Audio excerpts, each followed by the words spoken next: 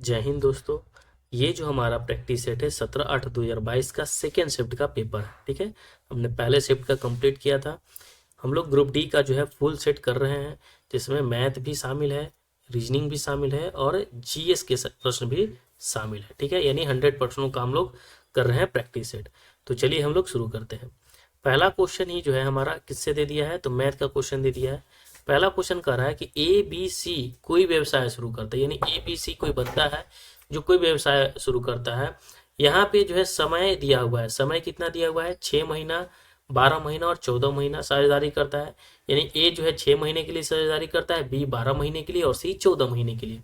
यदि उनके लाभों का अनुपात जो है 5 रेशियो और 4 रेशियो और 7 है, यानी ए जो है 6 महीने के लिए करता है तो 5 लाभ होता है, बी 12 महीने के लिए तो 4 और 14 महीने के लिए तो 7।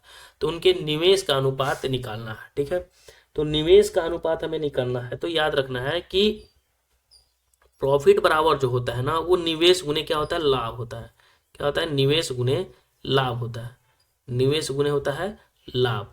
ठीक है, ये ध्यान रखना है। तो हमें निवेश निकालना है, तो निवेश बराबर क्या हो जाएगा, ये ध्यान रखना है कि निवेश बराबर अगर हम बात करेंगे तो निवेश बराबर क्या हो जाएगा, सॉरी निवेश गुने होता है समय। निवेश गुने क्या होता है, समय होता है। ठीक है, तो निवेश बराबर हमें क्या निकलेगा, तो प्रॉफिट बटा हमें क्या निकालना पड़ेगा, समय निकालना पड़ेगा। तो प्रॉफिट दिया हुआ है और समय भी दिया हुआ है, तो हम क्या करेंगे, निकाल देंगे। तो सबसे पहले यहाँ पे जो प्रॉफिट का रेशियो दिया हुआ है, लाभ का रेशियो दिया हुआ है, कितना दिया हुआ है, 6 रेशियो, 12 रेशियो और 14। ठीक है, उसी प्रकार अगर हम लाभ का अनुपात, सॉरी टाइम का अनुपात दिया हुआ है कितना, प्रॉफिट का दिया हुआ है 5 रेशियो, 4 रेशियो 7। ठीक है, वहीं पे टाइम का रेशियो दिया हुआ है कितना, तो 6 महीना, 12 महीना और 14 महीना। तो इसको हम काटेंगे तो कितना हो जाएगा, 3 दूनी 6, 6 दूनी 12 और 7 दूनी 14, यानी 3, 6 और 7 के रेशियो में। तब हमें निकाल देंगे। अब देखिए पी कितना है, तो 5 है और समय कितना है, 3 है, तो लिख देंगे 5/3। ठीक है, फिर उसके बाद रेशियो 4/6, फिर रेशियो 7/7। अब इसको हम काटेंगे, 7 से 7 खत्म, 2 दूना 4, 3 दूना 6 और तीन कितना हो जाएगा, 5/3, 2/3 और कितना हो जाएगा, 1 हो जाएगा। तब इसको हम अगर हम बदलेंगे तो 3 एलसीएम ले लेंगे, तो 5 के 5 हो जाएगा और 2 का 2 होगा और 3 में 1 से गुना हो जाएगा तो 3, यानी 5 रेशियो 2 रेशियो 3 इसका आंसर हो जाएगा। चलिए नेक्स्ट हम लोग क्वेश्चन देख लेते हैं। बोल रहा है क्वेश्चन क्या है कि एक तल पर 4 अलग अलग बिंदु इस प्रकार है कि कोई भी 3 बिंदु संरेख है। कोई भी 3 बिंदु कितना है, संरेख है। ठीक है, तो उनसे होकर खींची जा सकने वाले भिन्न रीजु रेखा यानी डिस्टिंक्ट स्ट्रेट लाइन जो है हमें निकालना होगा। तो फैक्टोरियल आपको पता होगा कितनी है, 4 है। ठीक है, तो 4c2 आपको निकाल दीजिएगा। 4c2 आप निकालिएगा तो कितना आ जाएगा आंसर, 6 हमारा आंसर हो जाएगा।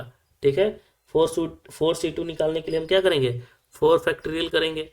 ठीक है, 4 फैक्टोरियल हो जाएगा। फिर उसके बाद क्या हो जाएगा, 4 - 2 का फैक्टोरियल और इंटू 2 का फैक्टोरियल। ठीक है, तो बस हम निकाल देंगे, हमारा आंसर हमें मिल जाएगा। नेक्स्ट है क्वेश्चन हमारा 3rd नंबर क्वेश्चन कि संघाई हिरन इनमें से किस भारतीय राज्य में पाई जाने वाली एक स्थानिक प्रजाति है। अब बताइए कि संघाई जो हिरन है किस भारतीय राज्य में पाई जाती है, संघाई हिरन। तो संघाई हिरन जो है ना वो कहाँ पे, तो मणिपुर में पाई जाती है। संघाई हिरन कहाँ पे पाई जाती है, तो संघाई हिरन जो है ये राजस्थान में बिल्कुल नहीं, तेलंगाना में बिल्कुल नहीं, केरल में बिल्कुल नहीं। संघाई हिरन जो है मणिपुर में पाई जाती है। आप ऑप्शन से भी इसे रिजेक्ट करके आप बना सकते थे। चलिए नेक्स्ट है हमारा 4 नंबर क्वेश्चन, ये है रीजनिंग से क्वेश्चन। ठीक है, अब देखिए यहाँ पे 35 12 29 हो गया, 23 16 31 हो गया। अब देखिए 35 12 29 यानी क्या किया गया है भाई कि 35 12 29 कौन सा पैटर्न, कौन सा लॉजिक लगाया गया है। उसी प्रकार 26 16 31 हो गया है, इसमें कौन सा लॉजिक लगाया गया है आपको देखना पड़ेगा। तो देखिए 35 में से 12 घटाएंगे तो कितना हो जाएगा, तो 27 हो जाएगा। सॉरी 35 में से 12 घटाएंगे तो कितना हो जाएगा, 35, 5 में से 2 गया 3 और 3 में से गया 2। ठीक है, यानी 23 हो जाएगा, लेकिन लिखा हुआ है 29। उसी प्रकार 26 में 23 में से 16 घटाएंगे तो 31 तो हो नहीं रहा। ठीक है, तो यहाँ पे 35 है, 12 है और 29 है। अब इसमें से कौन सा लॉजिक लगाया गया आपको समझना पड़ेगा। अब देखिए इन दोनों को जोड़िए तो देखिए 9 5 14 हो जाएगा, 3 1 4 हो जाएगा। 9 5 14, 3 1 4, सॉरी 9 5 14 हो गया, 3 2 5 1 6 हो गया, यानी कितना हो गया 64। और 12 का ये भी डिजिबल नहीं है 64, ठीक है। फिर 26 है, 16 है और 31 है, ठीक है। इसमें क्या किया गया होगा, 26 है, 16 और 31। अब देखिए 35 है, 19 है, जोड़ने पर आधा करने पर नहीं हो रहा है, अब इसको घटा कर देख लेते हैं।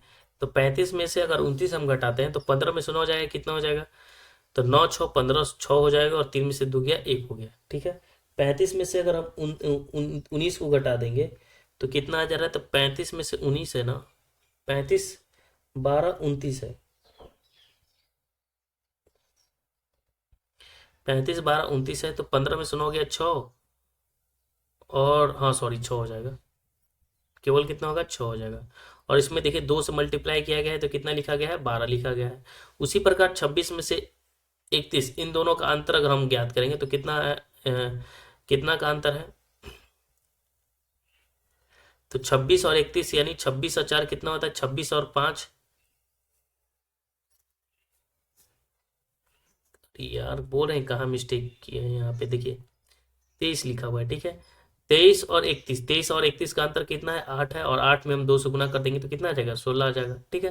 तो यहाँ पे भी 16 आ गया, यानी कहने का मतलब क्या है, पहले और दूसरा को घटाकर बीच वाले लाने के लिए घटाने पर जितना आ रहा है उसमें 2 से गुना किया गया ना। तो इसमें देख लीजिए 19 और 23 का अंतर कितना है, 4 का अंतर है, और 4 में 2 से गुना कर दिया गया तो कितना है, 8 लिख दिया गया है। तो इसका आंसर हो जाएगा बी, ठीक है। चलिए अगला हम लोग देख लेते हैं 5 नंबर क्वेश्चन। बोल रहा है कि चुंबकीय क्षेत्र के अंदर स्थित धारावाही चालक पर लगने वाला बल ज्ञात करने के लिए प्रयुक्त फ्लेमिंग के बाएं हाथ के नियम के अनुसार अंगूठा और तर्जनी किस दिशाओं को निरूपित करता है। तो देखिए अंगूठा जो होता है ना वो बल को बताता है, अंगूठा किसको बताता है, बल को। और जो तर्जनी अंगुली होता है वो चुंबकीय क्षेत्र को बताता है, ठीक है। अंगूठा किसको बताता है, फोर्स को, और तर्जनी जो अंगुली है फ्लेमिंग का बाएं में, ठीक है, फ्लेमिंग में बाएं में अंगूठा जो बताता है क्या बताता है, बल को, ठीक है। और जो तर्जनी होता है बीच वाली उंगली वो क्या बताता है, तो चुंबकीय क्षेत्र को बताता है, ठीक है। तो बल और चुंबकीय क्षेत्र को बताता है, ठीक है। तो अंगूठा बल और तर्जनी जो है फ्लेमिंग के बाएं हाथ नियम में, ठीक है, चुंबकीय क्षेत्र को दर्शाता है, ठीक है, ये भी ध्यान रखना है। तो धारा क्षेत्र बिल्कुल नहीं, चुंबकीय क्षेत्र बल नहीं, क्षेत्र धारा नहीं, बल और चुंबकीय क्षेत्र को दर्शाता है। चलिए नेक्स्ट क्वेश्चन 6 नंबर क्वेश्चन हमारा, निम्नलिखित में से कौन सा भाग पौधों में गैसीय विनिमय में सहायक होता है। बताओ गैस के विनिमय में, यानी गैस को आदान प्रदान करने में पौधे का कौन सा हिस्सा जो होता है वो सहायक होता है। तो रक्षक कोशिका नहीं, ठीक है। केंद्रक बिल्कुल नहीं, केंद्रक का काम क्या है, कोशिका झिल्ली का भी काम क्या है, रंध्र। और रंध्र हम सभी जानते हैं कहाँ होता है रंध्र, तो रंध्र जो होता है वो पत्ती में होता है, ठीक है। और पत्ती का काम जो है यही है, ठीक है। तो रंध्र जो होता है पत्ती में होता है, छोटे छोटे छिद्र के रूप में। और ये पत्ती जो होता है, पत्ती में ही रंध्र होता है, जिसके कारण क्या होता है, गैसियों का विनिमय होता है। विनय मतलब आदान प्रदान होता है। चलिए नेक्स्ट है क्वेश्चन 7 नंबर क्वेश्चन। अब देखिए फ्यूल को 50 लिखा गया है, जीर को 44 लिखा जाता है, तो उसी गुण भाषा में फेयर को किस प्रकार लिखा जाएगा, ठीक है। अब देखिए फ्यूल को 50 लिखा जा रहा है, ठीक है। तो फ्यूल को 50 लिखा जा रहा है, कैसे लिखा जा रहा होगा, ठीक है। यहाँ पे फ्यूल 4 अक्षर का, यहाँ 50 लिख दिया गया है। तो हो सकता है कि फ्यूल का कोड, एफ का कोड कितना होता है 6 होता है, यू का कोड कितना होता है 21 होता है, ई का कोड कितना होता है 5 होता है, और एल का कोड कितना होता है 12 होता है। इन सभी को जोड़ के देखिए 50 आता है क्या। तो देखिए 12 हो गया, 12 5 हो गया 17, 17 6 कितना हो गया, 17 6 हो गया 23, और 23 21 हम अगर हम जोड़ते हैं तो कितना हो जाता है 44 हो जाता है, लेकिन यहाँ पे 50 लिखा जा रहा है। उसी प्रकार चलिए जीर को देख लेते हैं। जे का कोड कितना होता है, जे का होता है 10, ई का कोड होता है 5, और ई का कोड होता है 5, और आर का कोड होता है 18। अब इसको देख लीजिए 18 10 कितना हो गया 28, 28 10 कितना हो गया 38। और देखिए इसको जोड़ने पर कितना आ रहा है 38, और इसको जोड़ने पर कितना आ रहा है, इनको जोड़िए 21 6 27, 27 5 32 और 32 है, सॉरी 21 6 27, 27 और 5 32 और 32 है, और 2 34 और 10 44 आ रहा है, ठीक है। इसमें कितना आ रहा है 44, इसको जोड़ने पर अब देखिए 44 से कितना ज्यादा है +6 ज्यादा है, ये भी कितना 38 से ज्यादा है +6 ज्यादा है। तो अगला है फेयर, फेयर का भी कितना होता है, एफ का कोड होता है 6, ए का कोड होता है 1, आर का कोड होता है 18, और ई का कोड होता है कितना 5। अब इसमें भी अलग से 6 जोड़ना पड़ेगा, तो 6 जोड़ देते हैं और लिख देते हैं, ठीक है। तो 6 एक 7, 7 5 12, 12 6 18, 18 8 कितना होता है 36, 18 18 36 हो जाता है, 36 इसका आंसर हो जाएगा, ठीक है। तो यहाँ पे कितना हो जाएगा 18 आंसर हो जाएगा। चलिए नेक्स्ट है question 8 number question. 8 number question क्या कर रहा है कि मासीराम जो है पृथ्वी पर स्थित सर्वाधिक आर्द्र स्थान है। मासीराम जो है ना वो कहाँ पे है, वेस्टर्न प्लेस है, ठीक है। तो ये कहाँ पे है, तो मैसिनराम जो है वो पृथ्वी पर स्थित सर्वाधिक आर्द्र स्थान है। आर्द्र स्थान वेटेस्ट प्लेस करने का मतलब क्या है, सूखा, ठीक है। सूखा, आर्द्र मतलब क्या होता है, सूखा, सूखा स्थान है, ठीक है, आर्द्र स्थान है। वो कौन सा है, मैसिनराम, ठीक है। तो कहाँ पे है, किस पहाड़ी पर है, महादेव की पहाड़ी बिल्कुल नहीं, लुसाई की पहाड़ी बिल्कुल नहीं, राजमहल की पहाड़ी बिल्कुल नहीं, खांसी पहाड़ी पर है, याद रखना है कहाँ पे है, तो मैसिनराम जो है खांसी पहाड़ी पर है, ठीक है। सूखा स्थान है मैसिनराम। नेक्स्ट है क्वेश्चन, अब देखिए कथन हमारा दिया हुआ है, ठीक है, और उसके बाद निष्कर्ष यानी स्टेटमेंट दिया गया है। तो हमने बताया था आपको कि जब भी एच है, ठीक है, और लेस देन एस लिखा हुआ है, यानी के एस की तरफ नहीं जा सकता है, लेकिन ए से जो है के की तरफ आ सकता है, हम जानते हैं। तो यहाँ पे देखिए के कहाँ पे है, के कहीं पे है, सॉरी माफ कीजिए, लिखा हुआ एच है, ठीक है, एच है और लेस देन एस है, यानी एच एस जाने के लिए रास्ता खुला हुआ है, नहीं एच एस जा नहीं सकता क्योंकि रास्ता बंद है। एस से एच आ सकता है, तो देखिए एच से एस नहीं जा सकता है, लेकिन एच एस से एच आ सकता है क्योंकि रास्ता इधर क्या है, खुला हुआ है, ठीक है। तो रास्ता खुला हुआ है तो यानी एस से एच जाना है। तो एस से एच जाने के लिए देखिए एस यहाँ पे है और एच यहाँ पे है, ठीक है। तो एस से एच जाने के लिए पहले एस को वाई पे आना पड़ेगा, तो वाई पे आने से पहले देखिए यहाँ पे ब्लॉक रास्ता है, तो पहला जो हमारा स्टेटमेंट क्या है, गलत हो गया, ठीक है। फिर सेकंड हम लोग देख लेते हैं, सेकंड क्या कह रहा है कि ए जो है लेस देन इक्वल वाई है, ठीक है, यानी ए जो है वाई के पास जा सकता है, वाई जो है ए के पास आ जा सकता है, ठीक है। यानी वाई से ए हमें लेके जाना है, ठीक है। तो वाई से हमें ए लेके चलते हैं, चलिए वाई से हम ए लेके चलते हैं। वाई कहाँ पे है, यहाँ पे है, और ए है यहाँ पे। तो वाई से पहले एस भी आएगा, एस से पहले एक्स भी आएगा, फिर एक्स के बाद ए भी आसानी से आ सकता है, यानी दूसरा जो हमारा स्टेटमेंट है बिल्कुल सही है। तो इसमें से आंसर क्या हो जाएगा, केवल दो सही है। चलिए अगला क्वेश्चन हमारा है 10 नंबर क्वेश्चन। 10 नंबर क्वेश्चन कह रहा है क्या कि 5 पुरुष 6 महिला एक कार को 6 दिन में करते हैं, ठीक है। अब बोल रहा है क्या, 5 मैन हो गया और प्लस 6 वोमेन, ठीक है।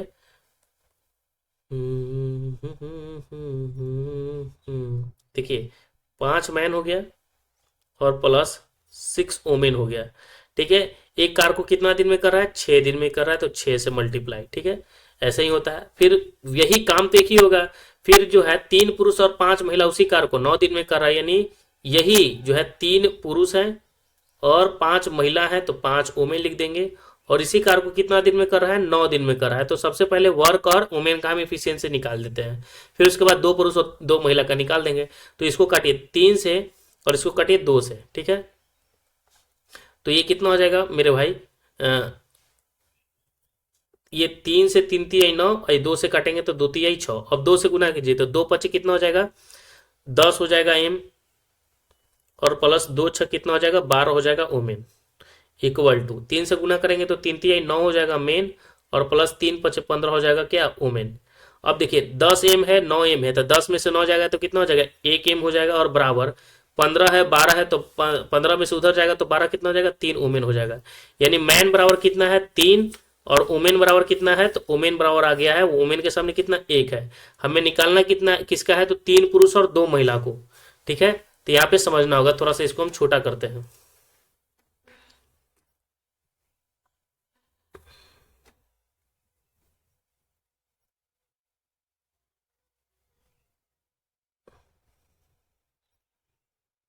ठीक है, अब यहाँ पे देखिए 3 पुरुष है और 2 महिला है, और किसी एक के बराबर हमें करना पड़ेगा। अब देखिए सबसे पहले हम टोटल वर्क निकाल लेते हैं, ठीक है। तो टोटल वर्क निकालने के लिए देखिए, टोटल वर्क निकालने के लिए हम क्या करते हैं कि 5 वोमेन है तो 5 मैन है ना, यहाँ पे देखिए लिखा हुआ है 5 पुरुष है, तो 5 पुरुष है, यानी पुरुष यहाँ पे कितना है, 3 है, तो पंथी कितना हो जाएगा, 15 हो जाएगा, ठीक है।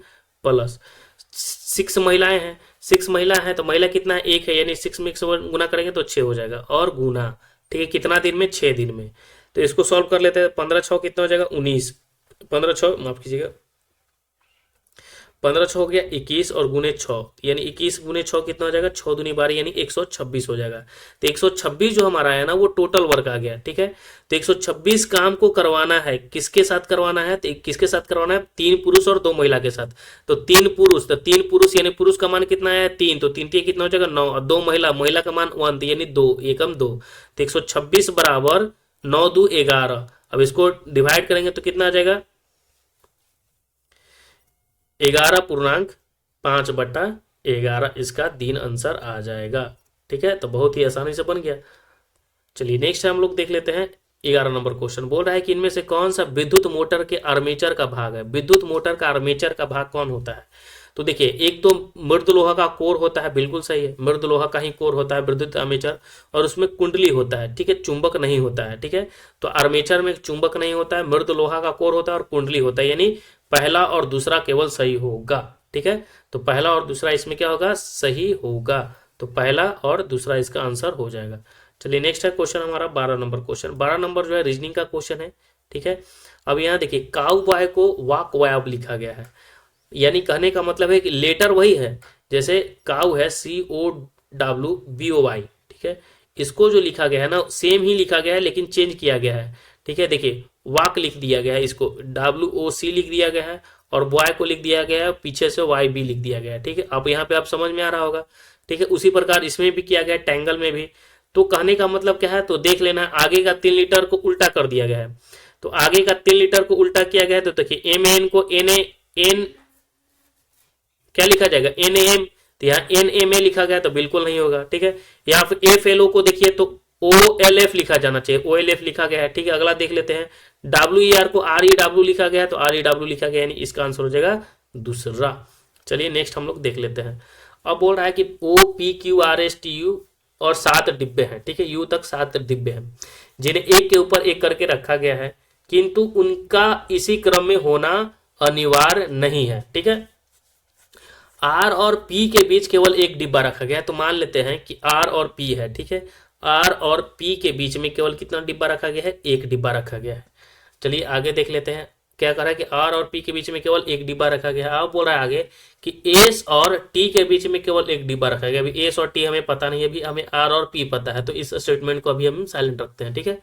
फिर आगे है कि P और Q के बीच में केवल एक डिब्बा रखा गया। यहाँ पे बताया रहा है कि P और Q के बीच में केवल एक, तो P और Q, तो ऊपर तो R है तो नीचे हो सकता है P और Q, तो P और Q के बीच में केवल एक डिब्बा रख देते हैं, ठीक है।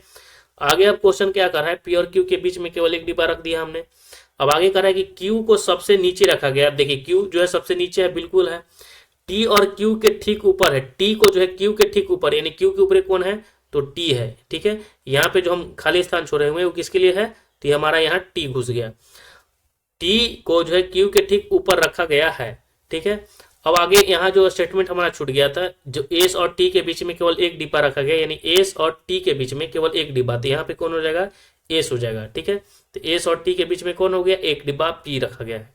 अब बोलो क्वेश्चन क्या कर रहा है कि S और Q के बीच में कितने डिब्बे, S और Q के बीच में, S और Q के बीच में आप देख सकते हैं कि 2 डिब्बे हैं, P और T, यानी 2 इसका आंसर हो जाएगा। चलिए नेक्स्ट है हमारा क्वेश्चन 124 को क्या लिखा गया है, 129, फिर 136, फिर 145, फिर 156। इसमें अपने तरफ से दिमाग लगाना पड़ेगा कि 124 में देखिए कितना जोड़कर लिखा गया है, तो 124 में हम 5 जोड़ेंगे तो कितना हो जाएगा, 129 हो जाएगा। 129 में हम कितना जोड़ेंगे, 136 हो जाएगा। तो 129 में हम 7 जोड़ देंगे तो 136 हो जाएगा, ठीक है। 136 में हम कितना जोड़ेंगे, तो 136 में 9 जोड़ेंगे तो 145 हो जाएगा। उसी प्रकार 145 में हम अगर 111 जोड़ देंगे तो कितना हो जाएगा, 156 हो जाएगा। तो यहाँ पे देखिए 5 2 7, 7 2 9, 9 2 11, तो अगला में कितना जुटेगा, 13 जुट जाएगा। यानी कहने का मतलब है कि 156 में हम कितना जोड़ देंगे, 13 जोड़ देंगे, तो 156 + 13, तो 13 यानी 6 3 9, इकाई कितना आना चाहिए, 9 आना चाहिए। इकाई एक ही को में 9 है, बाकी सब तो हम क्या करेंगे, खटेंगे, जोड़ने की आवश्यकता नहीं और एग्जाम में आगे बढ़ जाएंगे। अब यहाँ पे देखिए द 1 to 5 1 to 5 है, I5 है, यानी I करंट है, भी वोल्टेज है, ठीक है। करंट और वोल्टेज ग्राफ में 3 रेजिस्टेंस है, R1 R2 और R3, ठीक है। Show in figure given blue, यानी नीचे दिया गया है फिगर में। The correct relation between R1 R2 R3, तो देखिए ये रिलेशन में अगर हम बात करें ना तो R3 जो होगा ना वो R3 से बड़ा कौन होगा, ठीक है। R3 से जो बड़ा होगा वो R1 होगा। R3 से बड़ा कौन होगा, R1 होगा, और R1 से बड़ा जो होगा वो कौन होगा, R2 होगा। ठीक है, ये समझना है। या ऐसे भी हम कर सकते हैं कि R2 जो है, R2 से छोटा कौन होगा, R1 होगा, और R1 से छोटा कौन होगा, R3 होगा। ठीक है, तो इन दोनों को रिलेशन देख लिया। R2 से कहीं शुरू हो नहीं रहा है, ठीक है, तो सबसे पहले R2 से शुरू हो नहीं रहा है। अब R3 से शुरू हो रहा है, तो R3 से किस में शुरू हो रहा है, तो दो ऑप्शन में शुरू हो रहा है। ठीक है, R1 वाला को सबसे पहले छांट दीजिए। ठीक है, जो हाँ बीच में R1 है, तो बीच में R1 है तो पहले तो होगा नहीं, तो R1 को सबसे पहले एलिमिनेट कीजिए। R3 दोनों में है, या तो R2 पहले होगा या तो R3, तो R3 है, तो R3 के बाद कौन आएगा, R3 के बाद R1 आएगा, तो R3 के बाद R1 इसमें है, R3 के R1 इसमें है। ठीक है, और R1 के बाद R2 आएगा, लेकिन यहाँ पे डायरेक्शन चेंज कर दिया, तो ये भी खत्म, यानी बी आंसर हो जाएगा। चलिए नेक्स्ट हम लोग देख लेते हैं। ये ग्राफ हमारा है, दिए गए आरेख को अध्ययन पूर्वक जो है ध्यान पूर्वक अध्ययन करना और पूछे गए प्रश्नों का उत्तर देना है हमें। ठीक है, अब यहाँ पे आप देख सकते हैं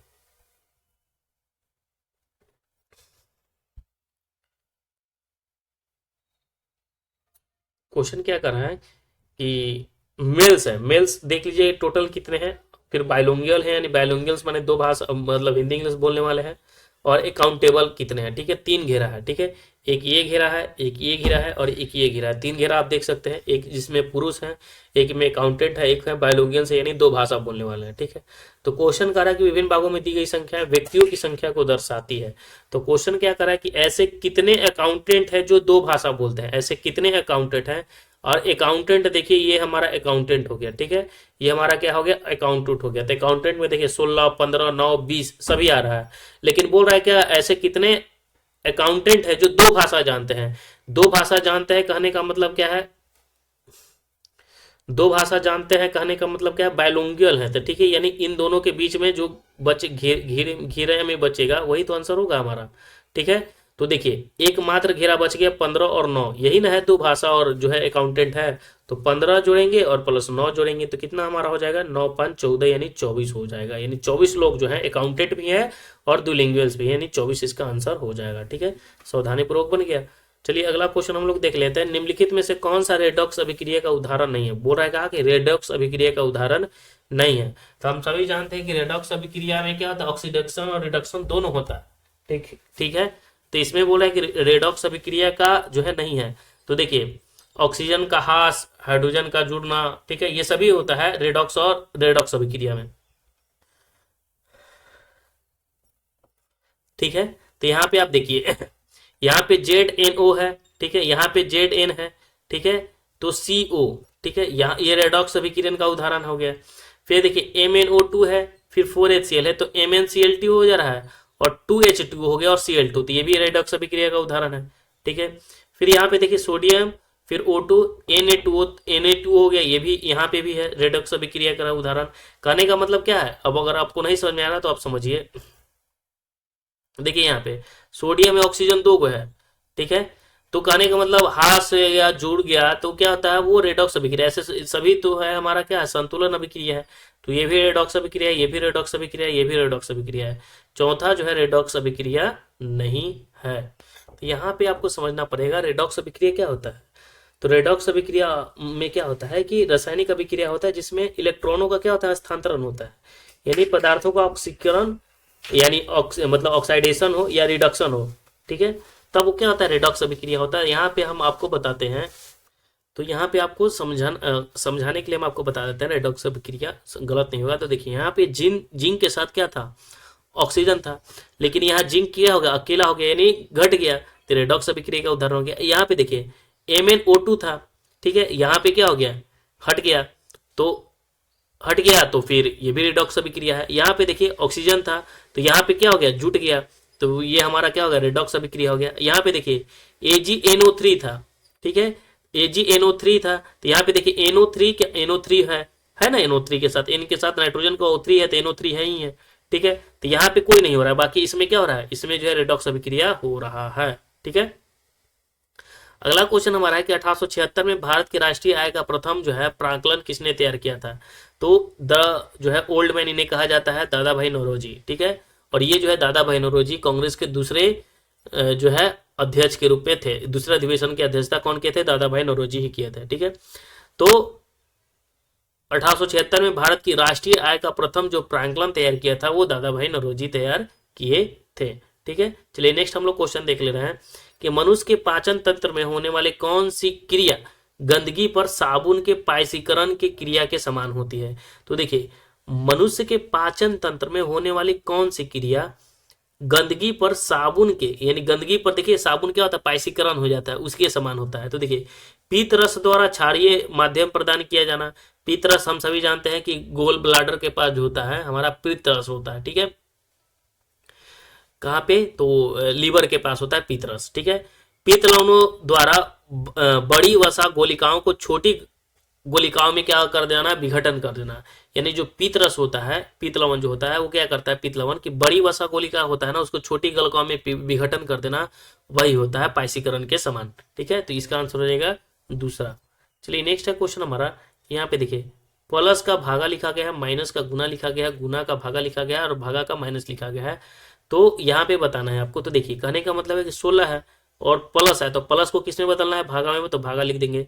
फिर 4, माइनस को किस में बदल देना है, तो माइनस को गुना में बदल देना है, तो माइनस लिख देंगे 8, और भागा को किस में बदल देना है, माइनस में 3, और गुना को किस में बदल देना है, प्लस में, तो प्लस लिख देंगे 2। अब इसको सॉल्व कर देंगे, तो 4 में 16 से भाग देंगे तो 4 हो गया, और चौकी कितना हो जाएगा, 32। ठीक है, इसको हम 4 लिखेंगे और 4 गुने 8 हो जाएगा, तो कितना हो जाएगा, टोटल 32 होगा। तो हम डायरेक्ट इसको लिख देते हैं कितना, 32। ठीक है, और माइनस 3 और प्लस 2, तो 32 और 2 कितना हो जाएगा, 34, और 34 में से 3 जाएगा तो कितना हो जाएगा, 31 हमारा आंसर हो जाएगा। ठीक है, तो 31 हमारा आंसर हो गया। चलिए नेक्स्ट हमारा है क्वेश्चन कि 14 वर्ष पहले एक पिता की आयु उसके पुत्र की आयु की 3 गुनी थी। 14 वर्ष पहले एक पिता की आयु उसके पुत्र की आयु की 3 गुनी थी। यानी कहने का मतलब है कि यहाँ पे जो है पुत्र हो गया। ठीक है, यहाँ पे पुत्र और इधर रह गया पिता हो गया। ठीक है, उधर पिता हम लिख दिया, इधर पुत्र लिख दिया। अब बोल रहा है कि 14 वर्ष पहले एक पिता की आयु उसके पुत्र की आयु की कितनी थी, 3 गुनी थी। यानी 14 वर्ष पहले यानी पिता कितना था, 3 गुना था। कितना था, 3 गुना था। वर्तमान में पिता की आयु उसके पुत्र की आयु की 2 गुनी थी, और वर्तमान में यानी 14 वर्ष बाद जो है उसकी वर्तमान की बात हो रही है कि वर्तमान में जो है पिता की आयु उसके पुत्र की आयु की कितनी थी, तो 2 गुनी थी वर्तमान में। तो पिता और पुत्र की आयु का योग ज्ञात हमें करना। अब यहाँ पे देखिए ये जो है हमारा 14 वर्ष पहले है। कब का है ये, 14 वर्ष पहले है। ठीक है, यहाँ पे x के हम डायरेक्ट रेशियो से बना देते हैं। ठीक है, तो x लिखने की आवश्यकता ही नहीं यार, 1 और 3 हो गया। ठीक है, यहाँ पे आप समझ सकते हैं। ठीक है, लेकिन वर्तमान में क्या कर रहा है ना कि वर्तमान में जो है उसका उम्र क्या हो जा रहा है, तो वर्तमान में कह रहा है कि वर्तमान में पिता की आयु उसके पुत्र की आयु की दोगुनी हो जाती है। यानी वर्तमान में जो है पिता की आयु जो है उसके पुत्र की आयु की, यानी पुत्र की आयु 1 है तो पिता की आयु कितनी हो जाती है, दोगुनी हो जाती है। ठीक है, यहाँ पे समझना पड़ेगा हमें।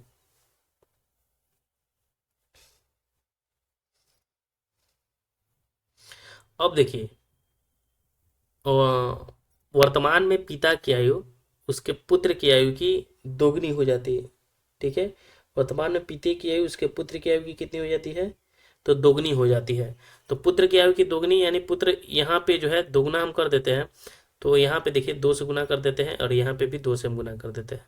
ठीक है, तो देखिए यहाँ पे अगर हम बात करें तो 1 यूनिट का मान कितना दिया हुआ है, 14 वर्ष दिया हुआ है। 1 यूनिट का मान कितना दिया हुआ है, 14 वर्ष दिया हुआ है। तो 2 और 4 और 2 कितना हो जाएगा, 6, यानी 6 यूनिट का मान कितना हो जाएगा, 14 छके 84 वर्ष हो जाएगा। ठीक है, और दोनों का योग कर रहा था तो 4 और 2 कितना हो गया, 6, और 6 का मान कितना हो गया, 84, 14 छक 84, तो 84 आंसर हो गया। चलिए नेक्स्ट हम लोग देख लेते हैं, निम्नलिखित में से कौन सी संख्या 4 और 8 दोनों से विभाज्य है। 4 से हम जानते हैं कि 4 से विभाज्य करने के लिए यूनिट का जो है लास्ट का यूनिट का जो है 2 डिजिट देखना है हमें। कितना डिजिट देखना है, तो 2 डिजिट देखना है। ठीक है, और 8 से चेक करने के लिए हमें, 4 से चेक करने के लिए लास्ट का 2 डिजिट, और 8 से चेक करने के लिए हमें यूनिट डिजिट का कितना है, यूनिट डिजिट का हमें 3 डिजिट देखना है। कितना देखना है, 3 डिजिट देखना है। ठीक है, तो अब देखिए यहाँ पे समझना है, जैसे एग्जांपल हम कोई ले लेते हैं, पहला 8 3 4 2 है। ठीक है, ऑप्शन में। ठीक है, तो देखिए सबसे पहले 4 से चेक करने के लिए अंतिम का 2 42, 4 से करता है क्या, 4 से नहीं करता है। तो जब ये 4 से नहीं करता है तो पहले ऑप्शन एलिमिनेट हो गया। फिर अब देखिए 3 8 4 2, तो इसमें भी 42 है। ठीक है, दूसरा में भी 42 है तो ये भी नहीं कटेगा 4 से।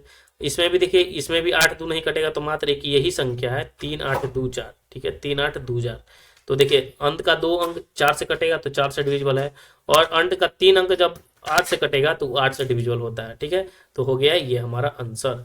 चलिए नेक्स्ट हमारा क्वेश्चन है कि निम्नलिखित में से किस खेल में उत्कृष्ट योगदान के लिए टीपी ओसेफ को 2021 में द्रोणाचार्य पुरस्कार से सम्मानित किया गया था। टीपी ओसेफ जो थे वो क्या है, तो एथलीट्स थे। ठीक है, उस समय का करंट अफेयर है, अब नहीं पूछा जाएगा ये।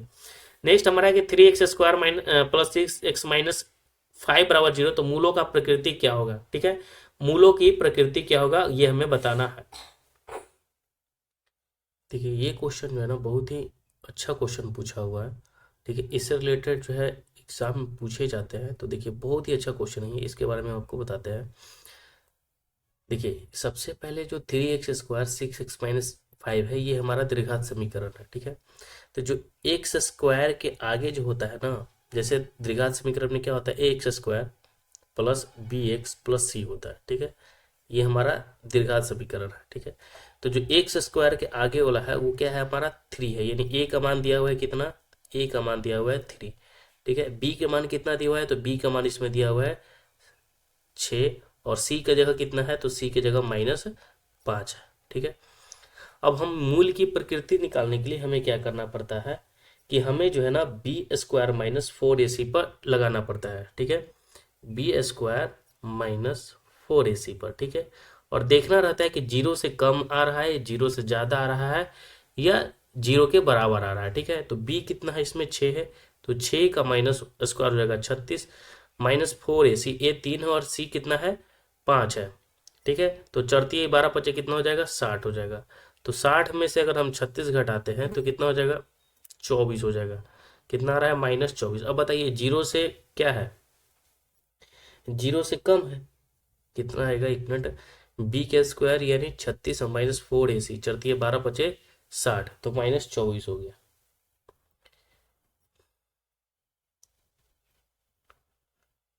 ठीक है, तो minus minus sorry minus minus क्या हो जाएगा, प्लस हो जाएगा। तो 34 माइनस है क्या ना, 80 का मान माइनस है तो प्लस हो जाएगा। ठीक है, तो कितना हो जाएगा, 96 हो जाएगा। ठीक है, तो आगे कितना, 96। अब ये 0 से क्या है, अधिक है, 0 से क्या है, ये अधिक है, 0 से अधिक है। जब 0 से अधिक रहता है तो मूल वास्तविक और असमान होता है। क्या होता है, मूल वास्तविक और असमान होता है। तो आप लोग क्या कीजिएगा, नोट डाउन कर लीजिएगा। ठीक है, क्या नोट डाउन कर लेना है, देखिए जब भी मूल निकालना होता है तो सबसे पहले हम क्या करते हैं, तो b² माइनस 4ac पर चेक करते हैं। ठीक है, और b क्या है, a क्या है, c क्या है, हमने आपको बताया। और ये देखना रहता है अगर 0 के बराबर आए, जब b² माइनस 4ac 0 के बराबर आता है तो मूल वास्तविक और समान होता है। ठीक है, क्या होता है, मूल वास्तविक और समान होता है। जैसे अब यहाँ पे लिखा हुआ है उसी के सामने हम लिख देते हैं, मूल वास्तविक और समान कब होगा, तो जब होता है जब b² माइनस 4ac जो है 0 माना जाएगा तब। ठीक है, मूल वास्तविक और असमान कब होता है, जब b² माइनस 4ac का मान जो है 0 से अधिक आएगा तब। ठीक है, ये याद रखना है। ठीक है, मूल वास्तविक और क्या होता है, असमान होता है जब 0 से अधिक आता है तो। समान कब आता है, समान कब होता है, जब 0 के बराबर आता है तो। और अगर 0 से छोटा आ जाता है, 0 से छोटा आता है तो यहाँ पे लिखा हुआ ही नहीं है। ठीक है, तो हम उसको अलग से लिख देते हैं। जब मूल का मान यानी b² माइनस 4ac 0 से छोटा आ जाए, 0 से छोटा आ जाए यानी माइनस में माना जाए। ठीक है, तब क्या होता है, मूल काल्पनिक और असमान होता है। क्या होता है, मूल काल्पनिक और असमान होता है, मूल काल्पनिक और असमान होता है। ये ध्यान रखना है, और इसे जो है ना एग्जाम में पूछे ही जाएंगे, असमान होता है। ठीक है, तो मूल वास्तविक समान होगा जब 0 से अधिक होगा तो, और जैसे ही 0 से कम होगा तो मूल काल्पनिक और असमान होता है। बराबर होता है तो समान होता है। ठीक है, तो ये इसका आंसर क्या हो जाएगा, 3rd नंबर इसका आंसर हो जाएगा। हमने देखा 96 आया तो 0 से अधिक था, तो क्या होगा, मूल वास्तविक और असमान हो जाएगा। अब यहाँ पे देखिए 25 नंबर क्वेश्चन हमारा है, दिए गए परिपथ में 4 ओम प्रतिरोध की टर्मिनल के बीच विभव बताना है। क्या बताना है हमें, तो विभव को बताना है। 4 ओम के बीच जो है प्रतिरोध है, तो टर्मिनलों के बीच विभव कितना होगा, तो विभव जो हो जाएगा वो 2 ओम हो जाएगा। तो देखिए 4 ओम का प्रतिरोध है मतलब अब बताइए कि टोटल जो प्रतिरोध है कितना है। तो टोटल प्रतिरोध 4 ओम और 6 ओम, टोटल प्रतिरोध जो है कितना हो गया। तो टोटल जो प्रतिरोध है R1 प्लस R2 यानी टोटल जो प्रतिरोध है हमारा 10 ओम है। ठीक है, कितना ओम है, 10 ओम है। ठीक है, और सेल का विद्युत वाहक बल यानी ईएमएफ का मान कितना दिया हुआ है। तो ईएमएफ का जो है मान दिया हुआ है 5 वोल्ट। ईएमएफ का मान कितना दिया हुआ है, 5 वोल्ट दिया हुआ है। ठीक है, तो हम सभी जानते हैं कि विद्युत वाहक बल बट्टा क्या होता है, कुल प्रतिरोध होता है। ठीक है, तो 4 प्रतिरोध का दिया हुआ है तो 4 × 5 बटा क्या कर देंगे, 10 कर देंगे। ठीक है, तो पंचों के 20 और 20 बटा क्या हो जाएगा, 10 हो जाएगा, यानी 10 दूनी 20 यानी 2 वोल्ट इसका आंसर हो जाएगा। ठीक है, तो याद रखना है।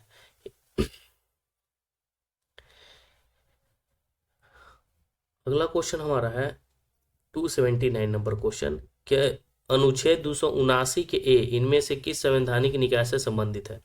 ठीक है, अनुच्छेद जो है 279 का ए है किस संवैधानिक निकाय से संबंधित है। वस्तु एवं सेवा कर परिषद से, यूपीएससी से, या भारतीय निर्वाचन आयोग से, या वित्त आयोग से। तो देखिए अनुच्छेद 279 का ए जो है वो वस्तु एवं सेवा कर से संबंधित है। ठीक है, किससे संबंधित है, वस्तु एवं सेवा कर परिषद से संबंधित है 279 का ए।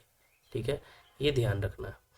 नेक्स्ट है क्वेश्चन हमारा कि जब शुष्क बुझे हुए चूने का क्लोरीनीकरण होता है तो वो मुख्य उत्पाद के रूप में बनेगा, तो किसमें बन जाता है।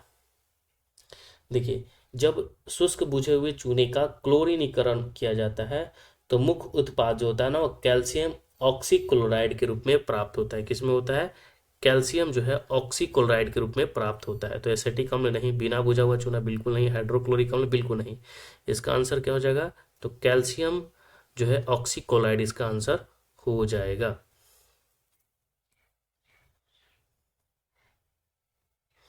ठीक है, तो इसका आंसर क्या हो जाएगा, कैल्शियम ऑक्सीक्लोराइड। यानी जब शुष्क बुझा हुआ चूना क्लोरीनीकरण होता है तो उत्पाद के रूप में कैल्शियम ऑक्सीक्लोराइड के रूप में होता है। ठीक है, ये ध्यान रखना है।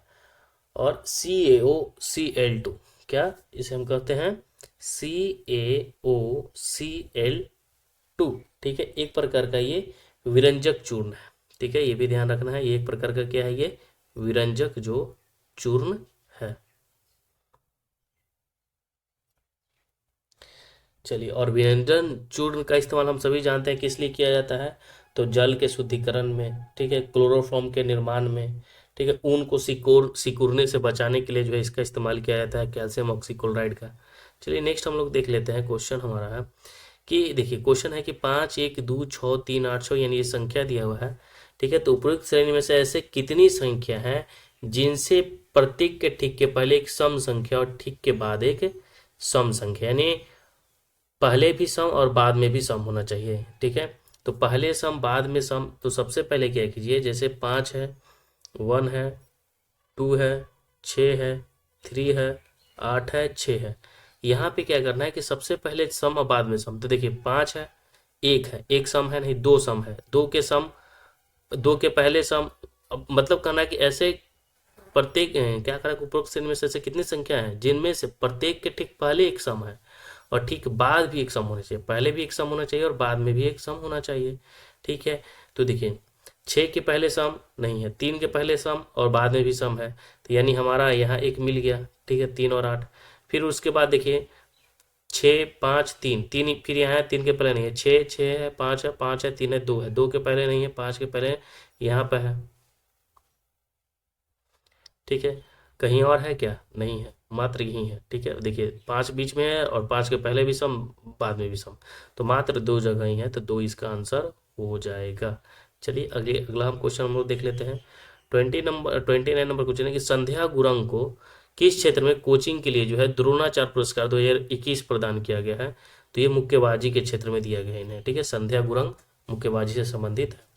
अगला क्वेश्चन हमारा है UCK 4 लिखा गया है, WFO को 9 लिखा गया है, फिर उसके बाद YIS 19 लिखा गया है, फिर ALW 39 लिखा गया है। तो आप समझिए 4 से कितना हो गया, 4 से 9 हो गया, यानी कितना बढ़ा, तो +5 बढ़ा। ठीक है, 9 से कितना हो गया, 19 हो गया, तो 9 से 19 होने के लिए कितना बढ़ गया, +10 बढ़ गया।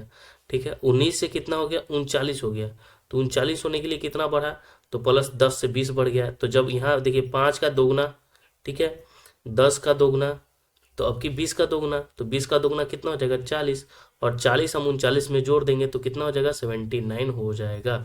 तो लास्ट में 79 देख लेना है, पहला ऑप्शन में नहीं, दूसरा ऑप्शन में नहीं, ठीक है। अब एक या तो तीसरा होगा ना तो चौथा होगा, ठीक है, तीसरा होगा ना तो चौथा होगा। अब तीसरा को भी हम टिक मार सकते हैं, क्या है कि देखिए ऑप्शन में सबसे ज्यादा सी है, वो एक और में है, ठीक है, तो उसके अनुसार हम सी को टिक मार सकते हैं, लेकिन हमें आंसर निकाल लेते हैं भाई। अगर आपके पास समय नहीं है तो इतना काफी हो जाएगा आंसर निकालने के लिए, लेकिन फिर भी हम देख लेते हैं, कभी कभी गलत हो जाता है, ठीक है। तो हमारा तो दूसरा और पहला होगा नहीं, 79 लास्ट में होगा, ये कन्फर्म है, ठीक है। अब देखिए सी तो सब, सी तो कन्फर्म है कि तीसरा में भी पहला लेटर सी है और चौथा में भी है। सी के बाद वाला लेटर हम देख लेते हैं, ठीक है। तो देखिए सी को क्या लिखा गया है, सी को सी है, फिर उसके बाद एफ हो गया, यानी सी 3 पे आता है, एफ कितने पे आता है 6 पे, यानी 3 बढ़ गया, ठीक है। फिर एफ के बाद आई 9, 3 बढ़ गया, फिर 9 के बाद 3 12, 12 बढ़ गया, तो 12 के बाद कितना होगा 15, 15 कितना होता है ओ होता है, तो बीच में ओ आना चाहिए, पी इसमें है तो खत्म हो गया, आंसर हो गया हमारा सी ओ ए 79। चलिए नेक्स्ट हम लोग देख लेते हैं। अब यहाँ जो कथन है ना, हमने बताया था कथन को आप 100% सही मानिएगा, ठीक है। कथन क्या कर रहा है कि अच्छा साइंस से क्वेश्चन है कि निर्जल सोडियम कार्बोनेट का प्रयोग सोडा एसिड अग्निशामकों में किया जाता है। देखिए साइंस का क्वेश्चन जो है ग्रुप डी में जो है ना, बहुत ही अच्छे अच्छे प्रश्न पूछे जाते हैं, ठीक है। तो आप ये हल्के मत लीजिएगा कि जो है आसान क्वेश्चन पूछा जाएगा आपसे, तो ये उम्मीद भी नहीं रखिएगा, ठीक है, क्योंकि साइंस के क्वेश्चन जो है ना बहुत ही लेंदी प्रश्न पूछे जाते हैं। अगर आपको डीप में ज्ञान होगा तभी आप इसको सही कर पाइएगा, ठीक है। तो देखिए बोल रहा है क्वेश्चन कि निर्लज जो सोडियम निर्लज बोल रहे हैं, निर्जल जो सोडियम कार्बोनेट का उपयोग है सोडा एसिटिक अग्निशामकों में किया जाता है क्या, ठीक है।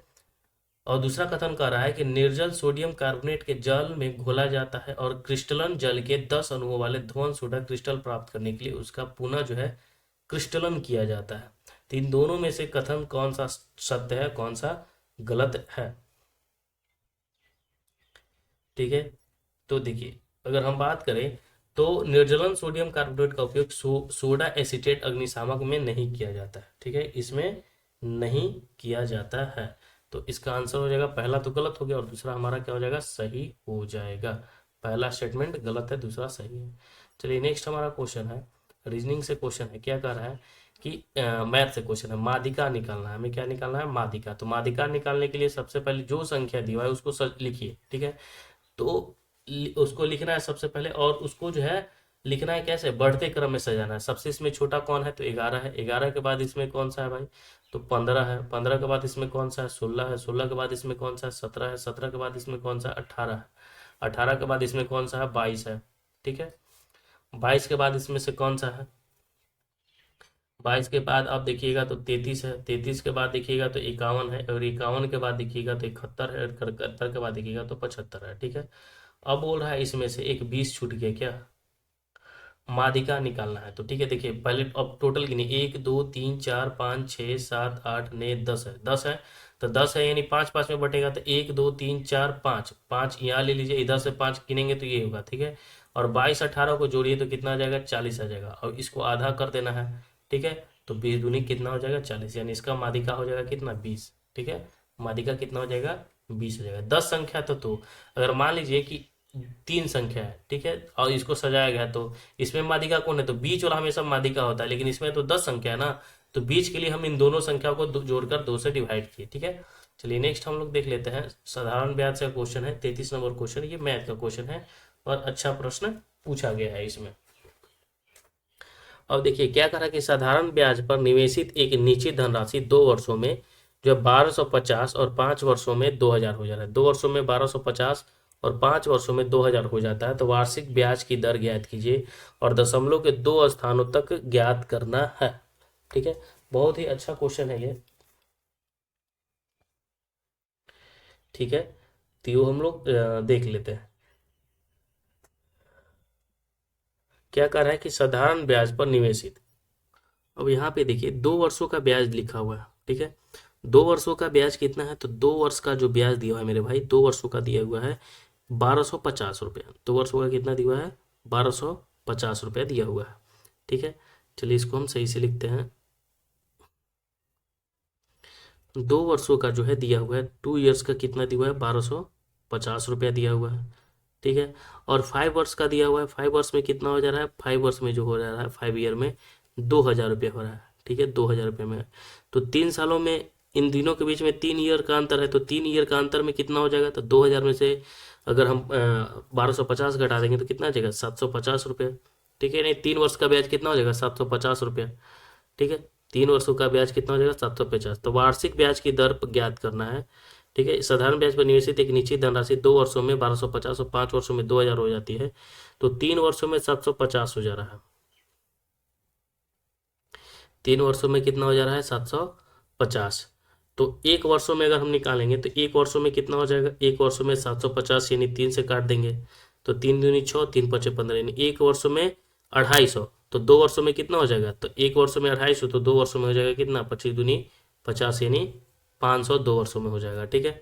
और मूलधन बराबर क्या होता है, मिश्रधन माइनस ब्याज। तो 2 वर्षों का ब्याज 500 है और टोटल जो है मिश्रधन कितना हो रहा है, 1200, तो 1250, तो 1250 में से 500 घटा देंगे तो कितना आ जाएगा, तो 750 रुपया आ जाएगा मूलधन हमारा, ठीक है। और हमें दर निकालना है, तो दर बराबर हम सभी जानते हैं क्या होता है, ब्याज। तो ब्याज कितना है 500 और गुने 100 और गुने मूलधन कितना है 750 और गुने समय कितना है 2 सालों के लिए, ठीक है। तब इसको हम करेंगे, 10 से 10 खत्म हो गया और 50 हो गया।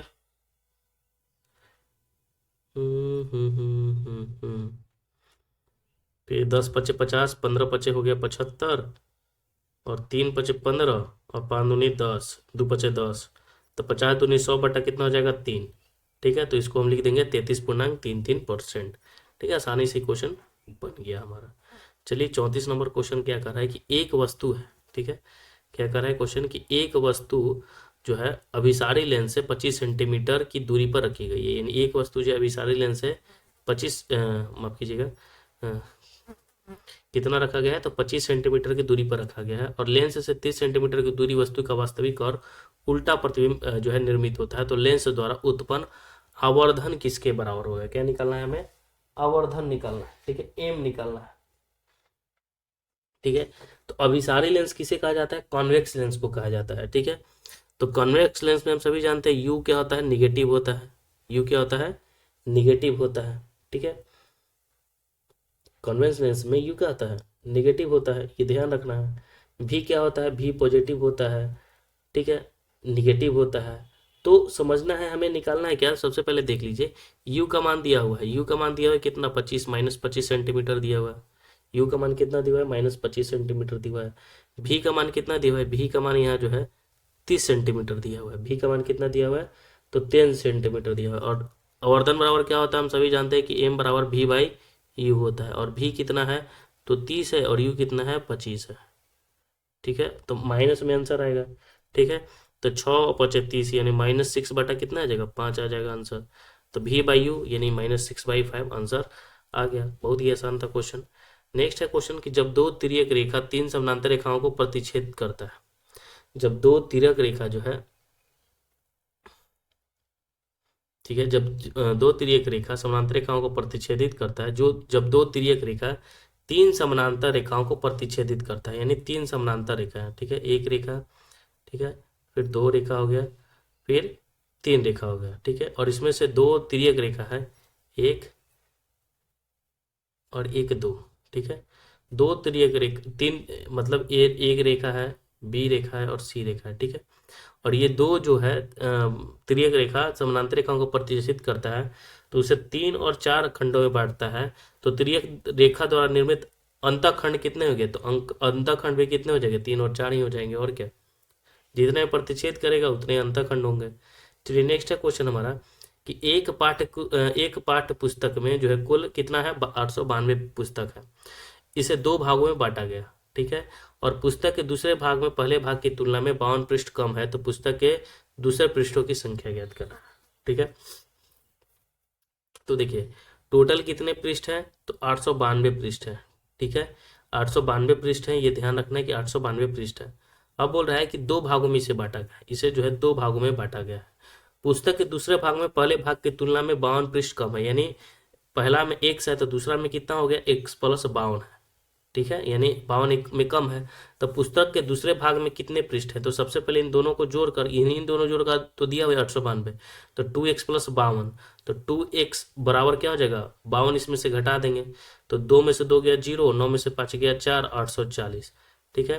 तो ये 2 चौके 8, 2 दूनी 4, यानी 420, यानी 420 हो गया आंसर, ठीक है। 420 पृष्ठों की संख्या, हम एक एओ का 420 माने थे, एओ कितना हो जाएगा 472, यानी एक में 420 और एक में 52 ज्यादा है, तो एक में 52 ज्यादा है तो 52 हम जोड़ देंगे तो कितना हो जाएगा 472, ठीक है।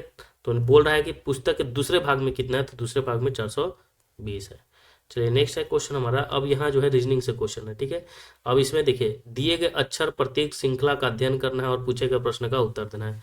प्रश्न क्या पूछ रहा है कि यदि दी गई श्रृंखला के सभी सम संख्याओं को एक ऐसी संख्या से बदल दिया जाए जहां जहां सम संख्या है, क्या कर रहा है कि सम संख्या को बदलना है, ये ध्यान रखना है, सम संख्या को एक ऐसी संख्या में बदल दिया जाए जो अभाज्य और सम दोनों ही है, जो अभाज्य भी है और सम दोनों भी है, तो इस प्रकार बनने वाली परिणामी श्रृंखला में से कितनी संख्या होगी जिनके ठीक पहले एक अभाज्य संख्या और ठीक बाद में एक प्रतीक होंगी। तो इसमें कुछ नहीं करना है, बस आपको चेंज करना है, इसका आंसर हो जाएगा 4, ठीक है।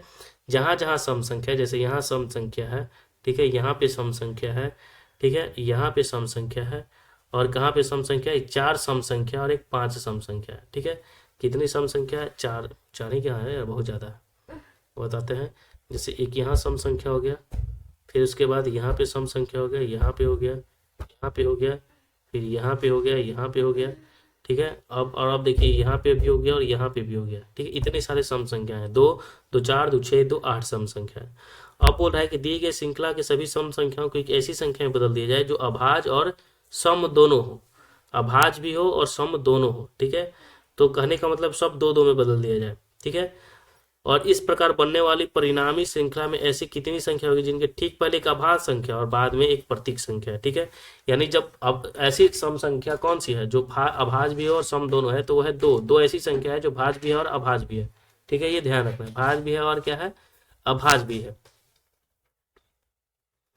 अब यहाँ पे देखिए, जहां जहां है ना उसको 2 में बदल देना, जैसे यहाँ पे ये 2 हो गया, ठीक है, यहाँ पे हमारा 2 हो गया, यहाँ पे 2 हो गया, यहाँ पे 2 हो गया, ठीक है, ये 2 हो गया, ये 2 हो गया, इन सबको 2 में बदल देना है, ठीक है, 2 2 में बदल देना है, ठीक है। इन सबको काट के क्या में बदलना है, तो 2 2 में बदल देना है, ठीक है। इन सबको जो है 2 2 में बदल देना है। 2 2 में बदलने के बाद देखना है कि उसके पहले अभाज्य संख्या होना चाहिए, बाद में एक प्रतीक होना चाहिए, ठीक है। तो देखिए, बाद में प्रतीक और बाद में अभाज्य संख्या है नहीं है, तो पहला हमारा क्या हो जाएगा, निगलेक्ट हो जाएगा, ठीक है। फिर यहाँ पे देखिए, बाद में प्रतीक है, पहले क्या होना चाहिए, पहले अभाज्य संख्या होना चाहिए, बाद में प्रतीक, तो अभाज्य संख्या है, बाद में प्रतीक है, 1 हो गया, इसके पहले ये हमारा खत्म हो गया, इसके पहले ये भी खत्म हो गया, इसके पहले देखिए है खत्म हो गया, 2 को मिल गया।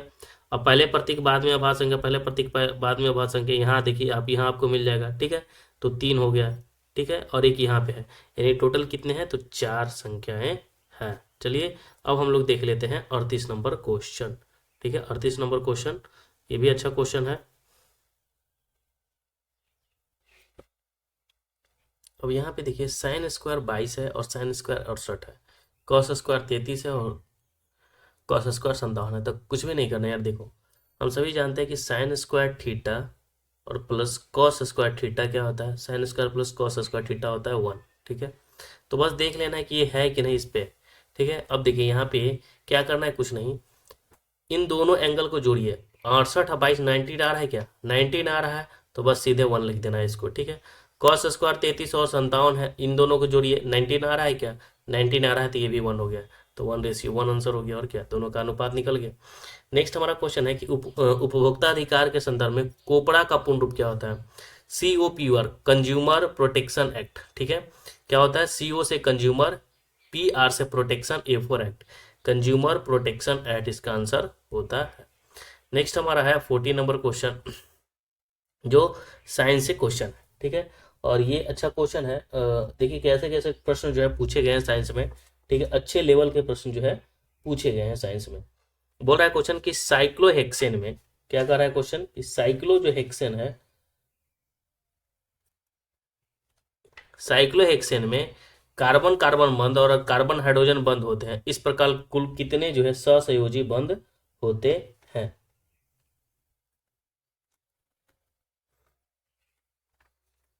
तो देखिए, अगर हम बात करें तो कार्बन कार्बन बंद कितने होते हैं, तो कार्बन कार्बन बंद जो होते हैं 6 होते हैं। ठीक है, 6 कार्बन कार्बन बंद होते हैं और 12 जो होते हैं वो कार्बन हाइड्रोजन बंद होते हैं। ठीक है, और इस प्रकार अगर हम टोटल की बात करें तो 12 6 कितना हो गया, तो हाँ मतलब 18 जो है सहसंयोजन बंद होते हैं। ठीक है, ये ध्यान रखना है। चलिए नेक्स्ट हम लोग देख लेते हैं क्वेश्चन। निम्नलिखित चित्र में आपतित किरण और निर्गत किरण को क्रमशः किसके द्वारा दर्शाया जाता है? आपतित किरण इसमें कौन है और निर्गत किरण इसमें कौन है? ठीक है, ये बताना है आपको। ठीक है, तो किरण आ रही है। ठीक है, तो देखिए किरण आ रही है ए बी, ठीक है, और निकल रही है कौन, सी डी। तो हो गया ए बी और सी डी आंसर। ठीक है, नेक्स्ट है क्वेश्चन हमारा 42 नंबर क्वेश्चन। ये हमारा जो है देख लेते हैं ग्राफ से क्वेश्चन। अब यहाँ पे आप देख सकते हैं कि 3 व्यक्ति हैं, ए बी और सी है। तीनों के द्वारा जो है परीक्षाओं में अंक प्राप्त किए गए। ठीक है, तीनों के द्वारा जो है परीक्षाओं में अंक प्राप्त किए गए हैं। अब यहाँ पे बोल रहा है कि यदि परीक्षा 1 और परीक्षा 2 दोनों के लिए पूर्णांक 80 है, परीक्षा 1 के लिए भी और परीक्षा जो है 2 के लिए भी, दोनों के लिए पूर्णांक कितने हैं, तो 80 है। और परीक्षा 3 के लिए जो है पूर्णांक कितने हैं, 100 है। परीक्षा 3 के लिए जो है पूर्णांक कितने हैं, तो 100 है। ये ध्यान रखना है।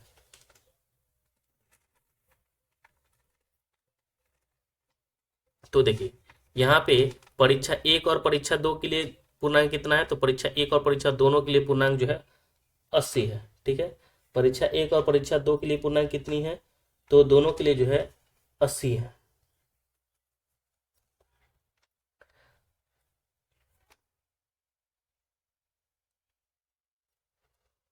और परीक्षा 3 के लिए पूर्णांक कितना है, तो परीक्षा 3 के लिए जो है 100 है। तो सभी तीनों परीक्षाओं के प्रदर्शन को देखते हुए ए ने सी से कितने प्रतिशत अधिक अंक प्राप्त किए? अगर तीनों परीक्षाओं का जो है कुल प्राप्त अंक अगर हम ज्ञात करेंगे तो तीनों परीक्षाओं का अंक कितना हो जाएगा, तो 80 80 यानी 80 और प्लस 80 और प्लस कितना हो जाए 100, तो यानी कितना हो जाएगा, 260 हो जाएगा। 260 हो जाएगा तीनों परीक्षाओं में। ठीक है, बोल रहा है कि तीनों परीक्षा में ए द्वारा प्राप्तांक अंकों का प्रतिशत ज्ञात करना है, ए के द्वारा। ठीक है, तो ए के द्वारा हम देख लेते हैं। ए के द्वारा जो है कितना कितना ज्ञात किया गया, 45 50 और टेस्ट 3 में 75, यानी 45 प्लस 50 और प्लस 75 बट्टा कितना कर देंगे, 260 कर देंगे। और इसे प्रतिशत में बदलना है तो 100 से हम गुना कर देंगे, हमारा आंसर आ जाएगा। अब देखिए 45 है और 45 दूनी 90, 90 और 5 95 और 95 और 100 हो गया 170 आ जाएगा शायद, लगभग 170। एक मिनट, 50 और 45 95 हो गए, 95 9 4 15 यानी 150। ठीक है, तो यानी 150 बटा 260 और गुना 100।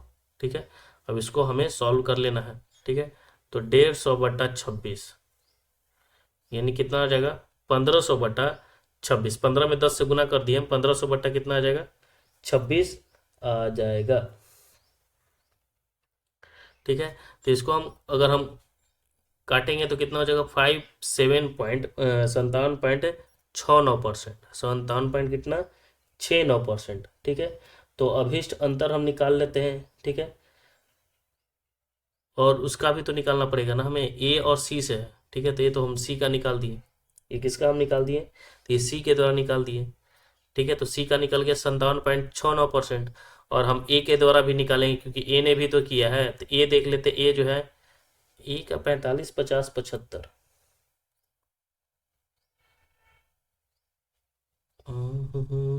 कहाँ पे गड़बड़ हो गया, देख लेते एक सेकेंड। देखिए तीनों के द्वारा जो किया गया है अंक है, तीनों के द्वारा कितना लाया गया है, तो देखिए 1 2 और 3 तीनों के लिए अगर हम बात करेंगे तो 180 80 80 यानी तीनों के लिए जो है ए प्लस और बी और प्लस सी, इन तीनों का जो है अगर हम बात करेंगे तो टोटल 260 हो गया। ठीक है, कुल अंक कितना हो गया, 260, यानी तीनों परीक्षाओं का कुल पूर्णांक हो जाएगा 360। ठीक है, अब ए के द्वारा अगर हम बात करेंगे तो 45 50 और 75 जोड़ेंगे तो कितना आ जाएगा, 150 आ जाएगा। ठीक है, तो हम ए का निकाल लेते हैं, तो 150 बटा कितना करेंगे 260 है, इसको प्रतिशत में बदल देते हैं। ठीक है, इसको हम क्या करेंगे प्रतिशत में बदल देते हैं। तो ये 13 दूनी 26 हो गया, ये 75 दूनी कितना हो जाएगा 150 हो जाएगा। ठीक है, तो 750 और बटा 13। ठीक है, तो ये कितना आ जाएगा 750 बटा 13, तो 13 छक 78, 13 छक 78 तो ज़्यादा हो जाएगा ना,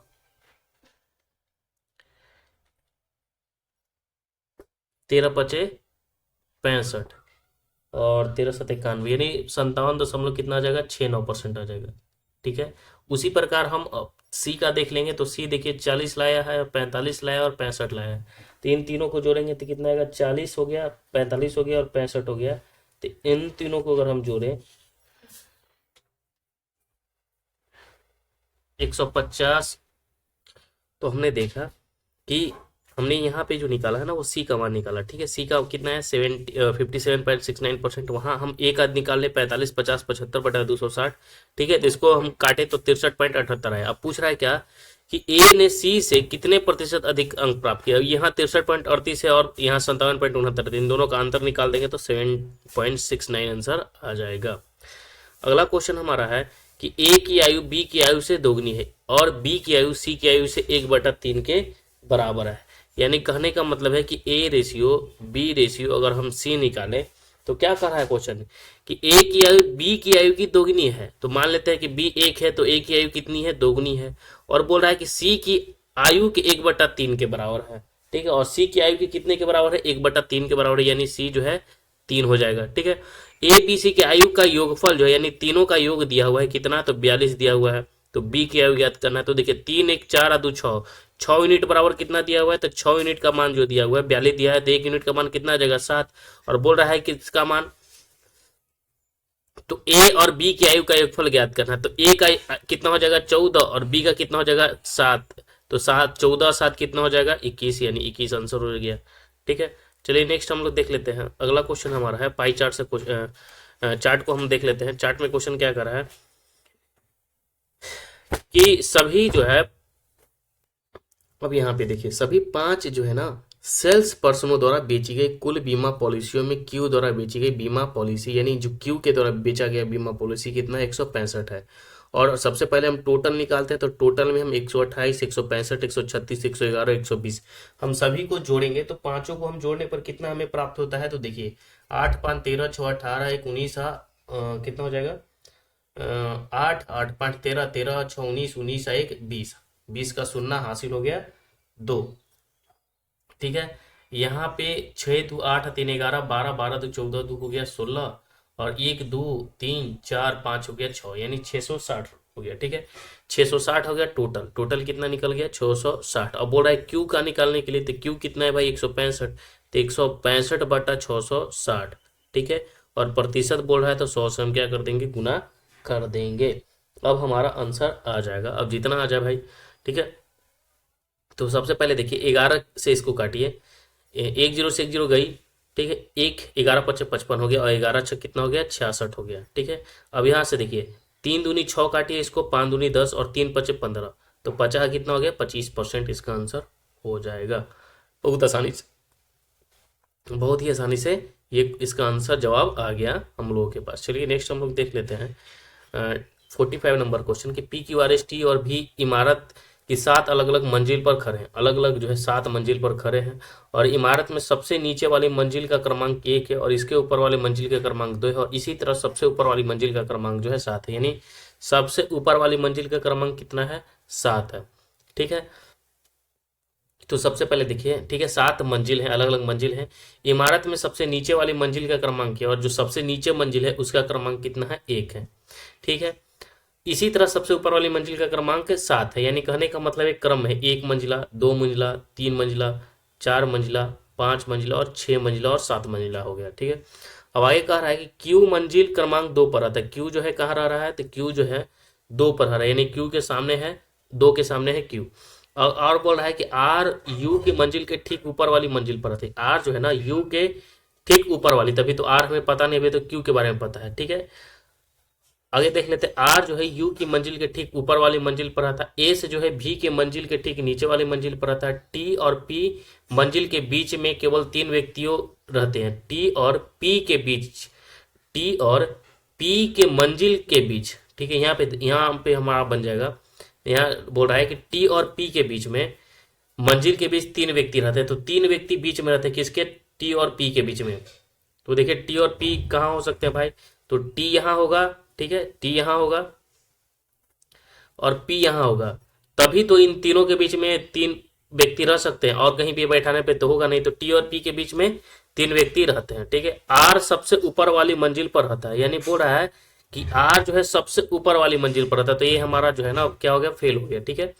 ये जो हमने किया था इसको फेल हो गया। अब इसको हम सबसे पहले क्लीन करते हैं। अब यहाँ देखिए आर जो है, आर के बारे में बता दें कि आर जो है सबसे ऊपर वाली मंजिल पर आता है, तो सबसे ऊपर यानी 7 नंबर पर कौन रह रहा है, आर रह रहा है, ठीक है। आर और पी के मंजिल के बीच में केवल एक व्यक्ति रहता है, यानी आर और पी के बीच में केवल एक, यानी पी जो है 5 नंबर पे है और आर और पी के बीच में कोई होगा, ठीक है, हमने यहाँ भी देख लिया।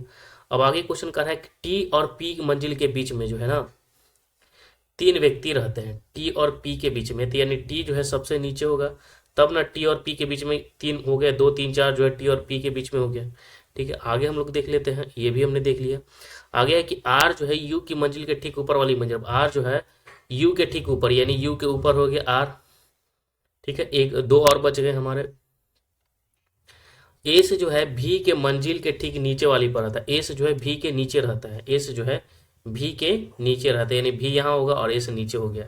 अब बोल रहा है कि पी किस मंजिल पर आता है, और पी देखिए 5 मंजिल पर आता है, यहाँ हमें पता चल गया 5वीं मंजिल, बहुत ही आसानी से आप निकाल सकते हैं। नेक्स्ट हमारा है यहाँ पे देखिए 11 21 47 97 और 179, ठीक है। तो उसके बाद जो है कौन सा अंक होगा, कौन सा संख्या होगा, तो देखिए 11 में 21 लाने के लिए अगर हम बात करें तो 11 दूनी 22 से 1 कम हो गया, 21 दूनी अगर हम करेंगे तो 42 से 5 ज़्यादा है, ठीक है। दोगुना की अगर हम बात करें तो लगभग अगर हम बात करते हैं तो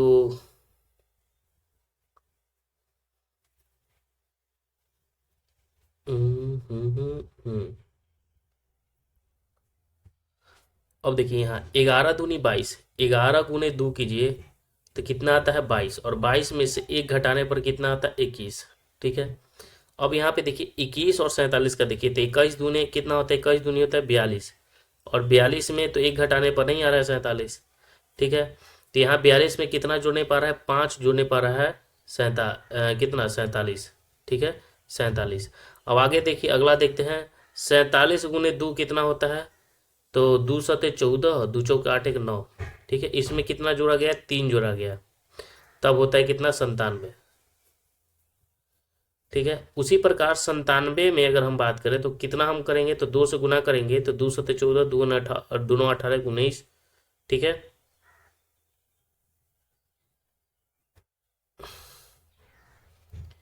कितना है यार,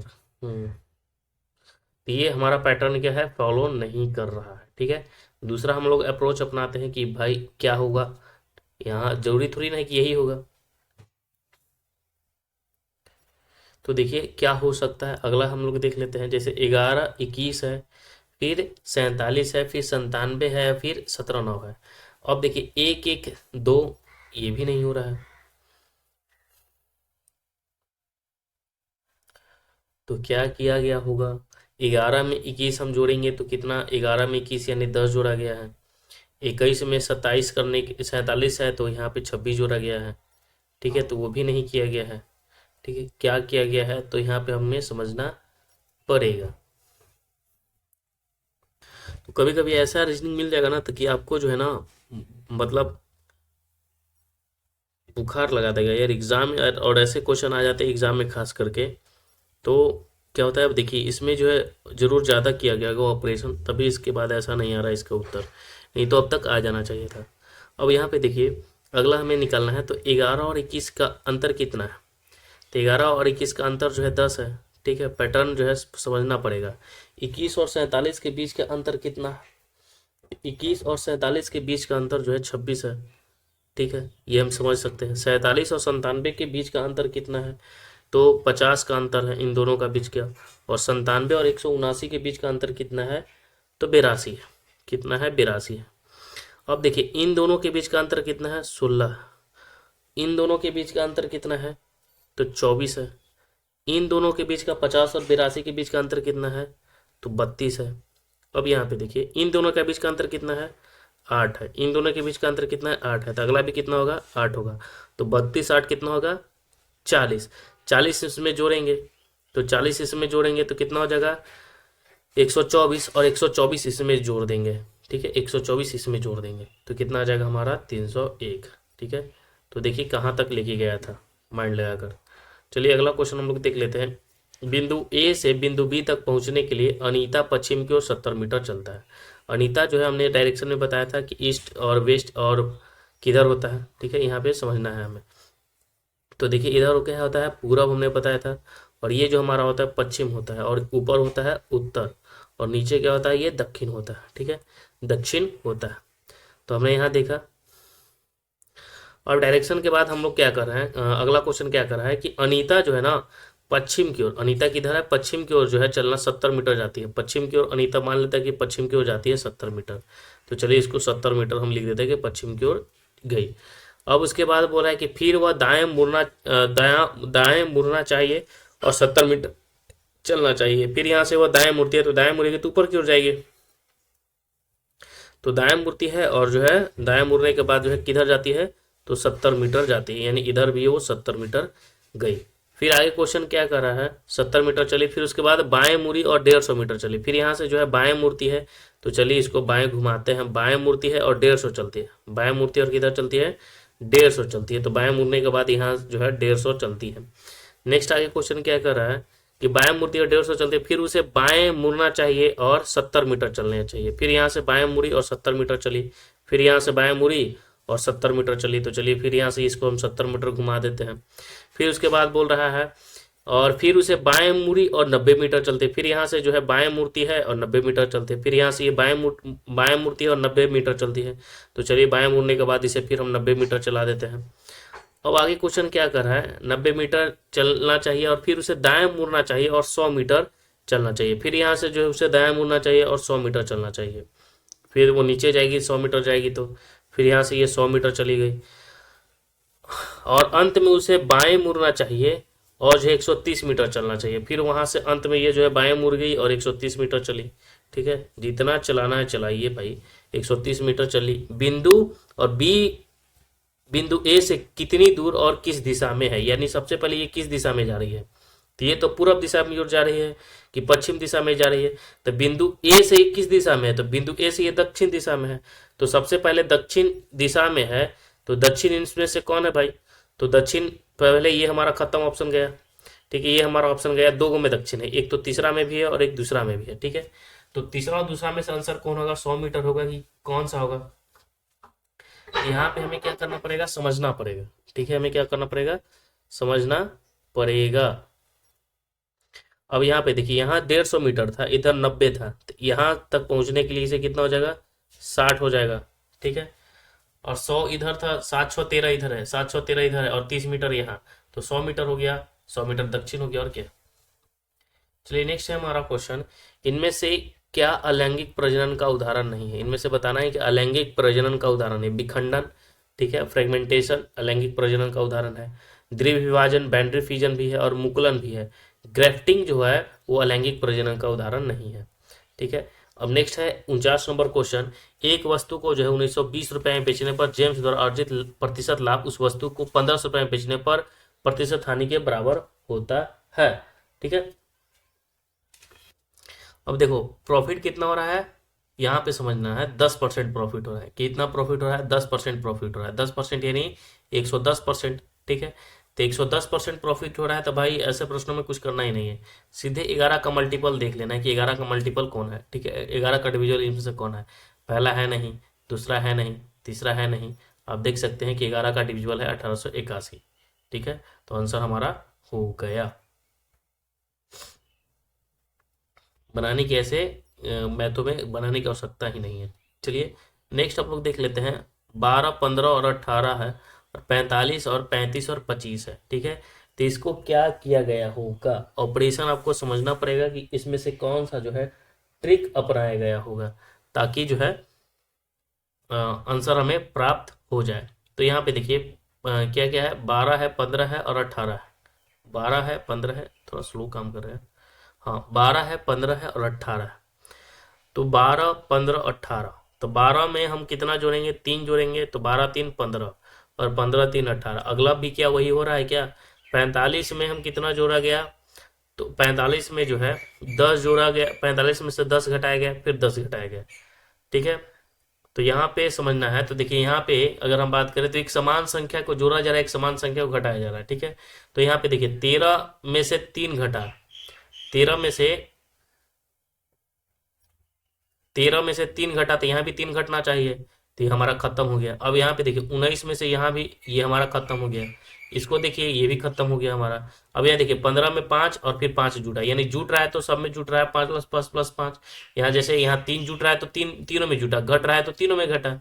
तो बस यही हमारा हो गया दूसरा आंसर। ठीक है, चलिए नेक्स्ट हमारा क्वेश्चन। अब यहाँ पे P/Q के रूप में लिखना है, 0.424 है, 0.424 है। तो कुछ नहीं करना है, सबसे पहले नीचे क्या लिखना है, जितना पर बार है, दो संख्या पर बार है तो 2 9 लिखेंगे, और एक संख्या पे बार नहीं है तो 1 0 लिख देंगे। ठीक है, फिर उसके बाद ऊपर देखिए, ऊपर टोटल कितना संख्या है, 424। ऊपर कितना है संख्या, 424।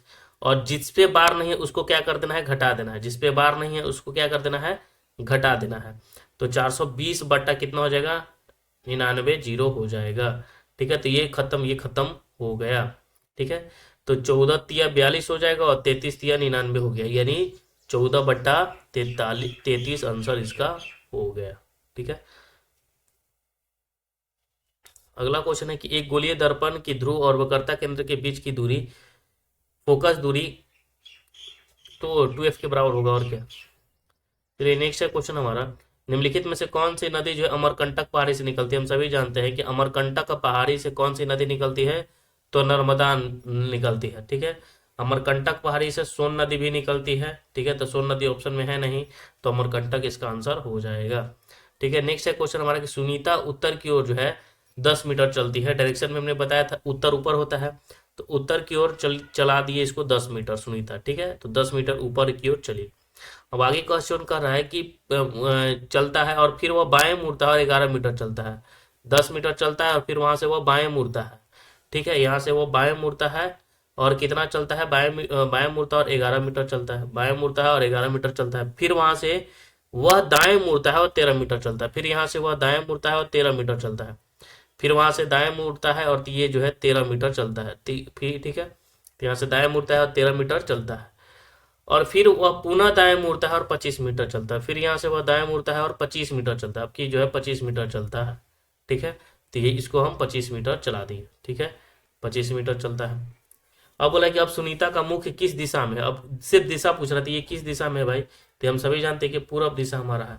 ठीक है, तो पूरब दिशा में। अगला क्वेश्चन है कि centre for monitoring the Indian economy के आंकड़े के अनुसार जनवरी 2022 में किस राज्य में सर्वाधिक बेरोजगारी था, तो हरियाणा में सबसे ज्यादा बेरोजगारी है। अब देखिए, यदि संख्या इतना के प्रत्येक विषम अंक में 2 जोड़ दिया जाए। ठीक है, जहां जहां पे विषम अंक है उसमें 2 जोड़ दिया जाए, और जहां पे सम संख्या है उसको 1 घटा दिया जाए। जैसे पहला 3 है, 3 विषम संख्या है तो इसमें 2 जोड़ेंगे तो कितना हो जाएगा, 5 हो जाएगा। फिर 4 सम संख्या है तो इसको घटा देंगे तो कितना लिखेंगे, 3 लिखेंगे। फिर 1 विषम संख्या है तो इसमें 2 जोड़ देंगे तो कितना हो जाएगा, तो 3 हो जाएगा। 3 विषम संख्या इसमें 2 जोड़ देंगे तो 5 हो जाएगा। फिर 5 विषम संख्या 2 जोड़ेंगे तो 7 हो जाएगा। 2 विषम सम संख्या तो 1 घटाएंगे तो 1 लिखेंगे। 7 विषम संख्या तो जोड़ेंगे तो 9, और 8 है तो 1 घटाएंगे तो 7। अब बोल रहा है कि तो बाएं से तीसरे और दाएं से तीसरे अंक का योग याद करना। बाएं से तीसरा पहला, दूसरा और तीसरा कौन हो गया, 3, और दाएं से तीसरा पहला, दूसरा और 3, और इन दोनों का योग कितना हो जाएगा, 4 हो जाएगा। ठीक है, जोड़ेंगे तीनों कितना हो जाएगा, 4 हो जाएगा। 57 नंबर क्वेश्चन हमारा है कि जनवरी 2022 में गेल ने प्राकृतिक गैस प्रणाली में हाइड्रोजन के सम्मिश्रण के भारत की पहली परियोजना की स्थापना जो है कहाँ शुरू हुआ था, तो इंदौर में शुरू हुआ था। नेक्स्ट हमारा है क्वेश्चन कि STUVW एक इमारत की 6 अलग अलग मंजिल पर आते हैं। इमारत में सबसे नीचे मंजिल का क्रमांक 1 है, यानी सबसे नीचे 1 है, इसके ऊपर 2 है, और इसी प्रकार सबसे ऊपरी वाली मंजिल का क्रमांक 6, यानी 1 मंजिल, फिर दूसरा मंजिल, फिर तीसरा मंजिल, फिर चौथा मंजिल, फिर 5वां मंजिल और फिर 6 मंजिल है, ठीक है। अब बोल रहा है क्वेश्चन कि भी सबसे निचले वाली मंजिल पर रहती है, यानी भी जो है सबसे नीचे यानी 1 नंबर पर रहता है, ठीक है। भी जो है सबसे निचले वाली मंजिल पर रहता है। एक्स और यू में से प्रत्येक एक सम क्रमांक वाली मंजिल पर रहता है, यानी सम हम समझ रहे हैं, सम यहाँ है, सम यहाँ है, सम यहाँ है, तो या तो एक्स यू कहीं भी हो सकता है, ठीक है। बोल रहा है आगे कि टी जो है यू और डब्ल्यू के ठीक मध्य वाली मंजिल पर रहता है। टी जो है यू और डब्ल्यू के मध्य रहता है। डब्ल्यू मंजिल क्रमांक 2 पर रहता है। अब यहाँ डब्ल्यू बता दिया है कि डब्ल्यू जो रहता है किस पे रहता है, 2 पर रहता है, ठीक है। अब बोल रहा है कि एक्स और यू में से प्रत्येक एक सम क्रमांक वाले पर रहता है, ठीक है। एक्स या यू में से कोई एक सम पर रहता है। अब आगे क्वेश्चन कर रहा है क्या कि टी और यू और डब्ल्यू के मध्य, टी जो है यू और डब्ल्यू के ठीक मध्य वाली मंजिल पर रहता है। टी जो है यू और डब्ल्यू के मध्य, यू और डब्ल्यू यानी यू यहाँ होगा तो यहाँ पे कौन होगा, टी होगा, ठीक है। तो यहाँ पे पता चल गया, तो एक्स और यू में से, एक्स और यू में से तो यहाँ पे कौन हो जाएगा, एक्स हो जाएगा, ठीक है। और एक और बच गया मेरे भाई, S T U S S S हो गया। अब बोल रहा है क्वेश्चन की मंजिल क्रमांक 5 पर कौन रहता है, तो मंजिल क्रमांक 5 पे इस पर रहता है। हो गया आंसर। अगला देख लेते हैं क्वेश्चन नंबर, ठीक है। 15 मार्च 2022 को मंगलवार था, तो 15 मार्च 2020 के सप्ताह का कौन सा दिन था। 15 मार्च 2022 को मंगलवार था, ठीक है। तो 15 मार्च 2020 को कौन सा दिन था, तो 2 साल पहले की, तो 2 साल घटा देंगे, ठीक है। तो 2 साल घटा देंगे तो मंगल, सोमवार, संडे यानी रविवार आंसर हो गया। और क्या नेक्स्ट है कि भारतीय संविधान के किस भाग में केवल एक अनुच्छेद 51 के ए है जो नागरिकों के लिए 11 मौलिक कर्तव्यों की संहिता संविधान से संबंधित है, तो वह भाग 4 के ए, ठीक है। अगला क्वेश्चन हमारा है, ये रीजनिंग का क्वेश्चन है, ये बायां पक्ष है और दायां पक्ष आप देख लीजिए। उपरोक्त अनुक्रम में ऐसी कितनी संख्या है जिनमें से प्रत्येक के ठीक के पहले, ठीक के बाद एक प्रतीक और ठीक पहले एक प्रतीक है, यानी ऐसी संख्या बताना, ऐसी संख्या पहले प्रतीक और दूसरे बाद में प्रतीक, ठीक है। यानी पहले भी सिंबल होना चाहिए और बाद में भी सिंबल होना चाहिए। यहाँ पे क्या होना चाहिए, नंबर होना चाहिए, नंबर के पहले सिंबल और बाद में सिंबल, ठीक है। तो यहाँ पे 3 के पहले नहीं है, अब यहाँ 7 नंबर है, 7 के पहले प्रतीक है नहीं है, 2 के पहले है, 4 के पहले नहीं है, ठीक है। 3 के पहले देखिए, 3 के पहले भी सिंबल है, 3 के बाद भी सिंबल है, 4 के पहले भी सिंबल है, 4 के बाद भी सिंबल है। उसी प्रकार 8 है नहीं है, 6 है। अब यहाँ पे देखिए 6 के पहले भी है और 6 के बाद भी है, तो यहाँ पे कितने हैं, टोटल 3 है, यहाँ पे हमें पता चल गया। नेक्स्ट है क्वेश्चन हमारा कि मई 2022 में इनमें से किस राज्य के मुख्यमंत्री बसवराज बोम्मई ने एक नई स्वास्थ्य और कल्याण योजना एवं जो है आयु शुभारंभ किया था, तो वो बसवराज बोम्मई जो थे वो कर्नाटक के थे उस समय। नवरोज त्योहार हम सभी जानते हैं वो किस धर्म से संबंधित है, तो नवरोज जो है पारसी धर्म से संबंधित है। अगला क्वेश्चन है which factors led scientist towards the classification of elements. किस फैक्टर के आधार पर जो लेड साइंटिस्ट थे उन्होंने एलिमेंट्स को वर्गीकरण किया था, तो हम सभी जानते हैं different methods of synthetics elements, different source of elements और डिफरेंट प्रॉपर्टीज ऑफ एलिमेंट्स के रूप में। अगला क्वेश्चन हमारा है कि दिसंबर 2021 में महिलाओं और बच्चों की सुरक्षा एवं रक्षा में संवर्धन हेतु किस राज्य सरकार ने पुलिस को पिंक फोर्स की शुरुआत की थी, तो पिंक फोर्स की शुरुआत हुआ था गोवा में। पिंक फोर्स की शुरुआत कहाँ पे हुआ था, तो गोवा में हुआ था, ये ध्यान रखना है। अब यहाँ पे देखिए क्वेश्चन कर रहा है कि दिविज, पलक और रवनीत, सेजल और तपन एक वृत्ताकार मेज के परितः मेज के केंद्र की ओर मुख करके बैठे हैं, ठीक है। मेज के परितः यानी मेज है, ठीक है, और वृत्ताकार मेज है तो वृत्ताकार मेज हम बना देते हैं, ठीक है। वृत्ताकार मेज के परितः बैठे हैं, कितने हैं भाई, तो 1 2 3 4 5 है, ठीक है। 1 2 3 4 5 हो गया, ठीक है। इसको थोड़ा सा कर देते हैं, 2 3 4 और 5 हो गया। अब बोल रहा है क्वेश्चन कि रवनीत और तपन के बीच में केवल पलक बैठी है, तो मान लेते कि यहाँ पे रवनीत है, यहाँ पे तवन है और इसके बीच में पलक बैठी हुई है। तपन जो है सेजल के दाईं ओर दूसरे है, तपन जो है सेजल के दाईं ओर दूसरे है, तो सेजल के दाईं ओर दूसरे है तपन, तो यहाँ पे तपन यहाँ पे नहीं होगा, तपन कहाँ हो जाएगा, यहाँ पे होगा, तपन यहाँ पे हो जाएगा और ये यहाँ पे होगा। अब बोल रहा है क्वेश्चन क्या कि रवनीत और तपन के बीच में केवल पलक बैठी है, रवनीत और तपन के बीच में, यहाँ पे हम लिख देते हैं रवनीत है, ठीक है। यहाँ पे लिख देते हैं रवनीत है, ठीक है, रवनीत है और ये है हमारा तपन, ठीक है। तो रवनी ये हमारा है पलक, ठीक है। तो रवनीत और तपन के बीच में पलक बैठा है। अब बोल रहा है क्वेश्चन कि तपन जो है ना वो सेजल के दाईं ओर दूसरी है, यानी सेजल यहाँ पे होगी, इसी की तो दाईं ओर कौन होगी, सेजल यहाँ पे है, तो सेजल के दाईं ओर दूसरी पर हो गया तपन। तो एक और बच गई, कौन है भाई, दिविज। ठीक है, तो दिविज यहाँ हो गया। अब क्वेश्चन क्या कर रहा है कि तपन के बाईं ओर ठीक बगल में कौन बैठा, तपन के बाईं ओर दिविज बचा है, बचा हुआ है दिविज, तो वही दिविज बैठा हुआ है। अगला क्वेश्चन है कि कार्बन के इलेक्ट्रॉनिक विन्यास में शामिल कोषों की कुल संख्या कितनी होती है, तो 2 होगी, और क्या।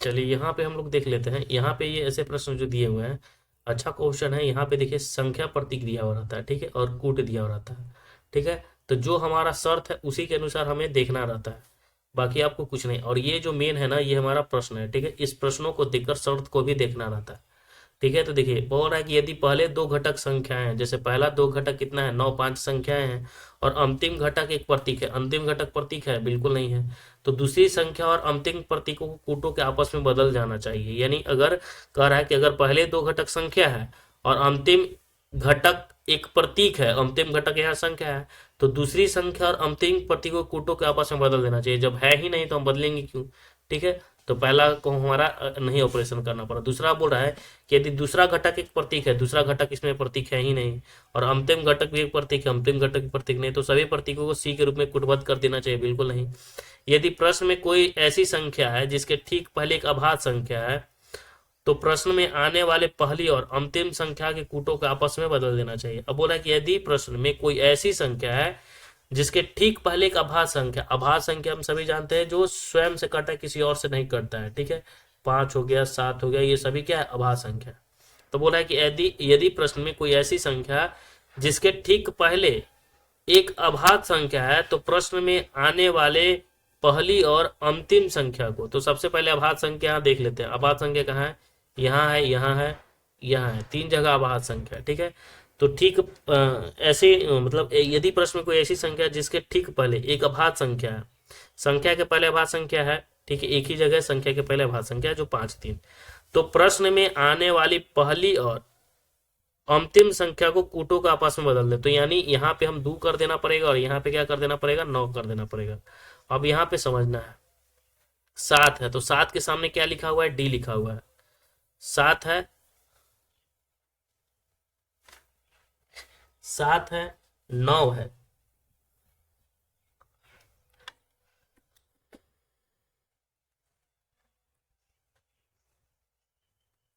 यदि पहले दो घटक संख्याएं हैं और अंतिम एक घटक प्रतीक है, तो दूसरी संख्या और अंतिम प्रतीक के कूटों को आपस में बदल दें। तेरह की जगह कहाँ गया है। अब यहाँ पे देख लीजिए, यहाँ पे क्वेश्चन देखिए, अगला संख्या 7 है ना, तो 7 का कोड कितना है, डी है, तो डी से शुरू होना चाहिए। और यहाँ पे दे रहा है क्या, जे से, तो जे तो होगा नहीं, डी से शुरू होगा। फिर 9 है, 9 का कोड कितना है, 9 का एल है, तो डी एल होगा, ठीक है। फिर एंड है, एंड का एफ होगा, डी एल एफ होगा। एफ एफ बदलेगा क्या, कहीं पे मिस्टेक हुआ है, 1 मिनट फिर से पढ़ना पड़ेगा हमें। ऐसे ये टाइम वाला प्रश्न है, ऐसे प्रश्नों को छोड़कर आगे बढ़ना चाहिए एग्जाम में। देखिए यदि पहले दो घटकों की संख्या घटक संख्या है और अंतिम घटक एक प्रतीक है, पहले दो घटक तो संख्या है और अंतिम घटक प्रतीक है ही नहीं, तो दूसरी संख्या और अंतिम संख्या के कूटों को आपस में बदल देना चाहिए। देखिए पहला तो ऑपरेशन क्लियर नहीं होगा, दूसरा भी नहीं होगा, एकमात्र तीसरा होगा। तीसरा में कहीं भी कंफ्यूजन हो रहा होगा शायद हम लोगों से, इसलिए आंसर इसका नहीं आ रहा है। क्वेश्चन क्या करें कि यदि प्रश्न में कोई ऐसी संख्या है, प्रश्न में कोई ऐसी संख्या है जिसके ठीक पहले एक अभाज्य संख्या है, तो ऐसी संख्या है जिसके ठीक पहले, जैसे 5 हो गया, 5 के पहले एक अभाज्य संख्या है, ठीक है, 3 है, 3 के पहले एक अभाज्य संख्या है, तो प्रश्न में आने वाले पहली और अंतिम संख्या के कूटों को आपस में बदल दें। अच्छा, पहली और अंतिम संख्या के कूटों में बदल देना यानी उल्टा कर देना, ठीक है। क्या करना है, आपस में क्या कर देना है, बदलते जाना है हमें।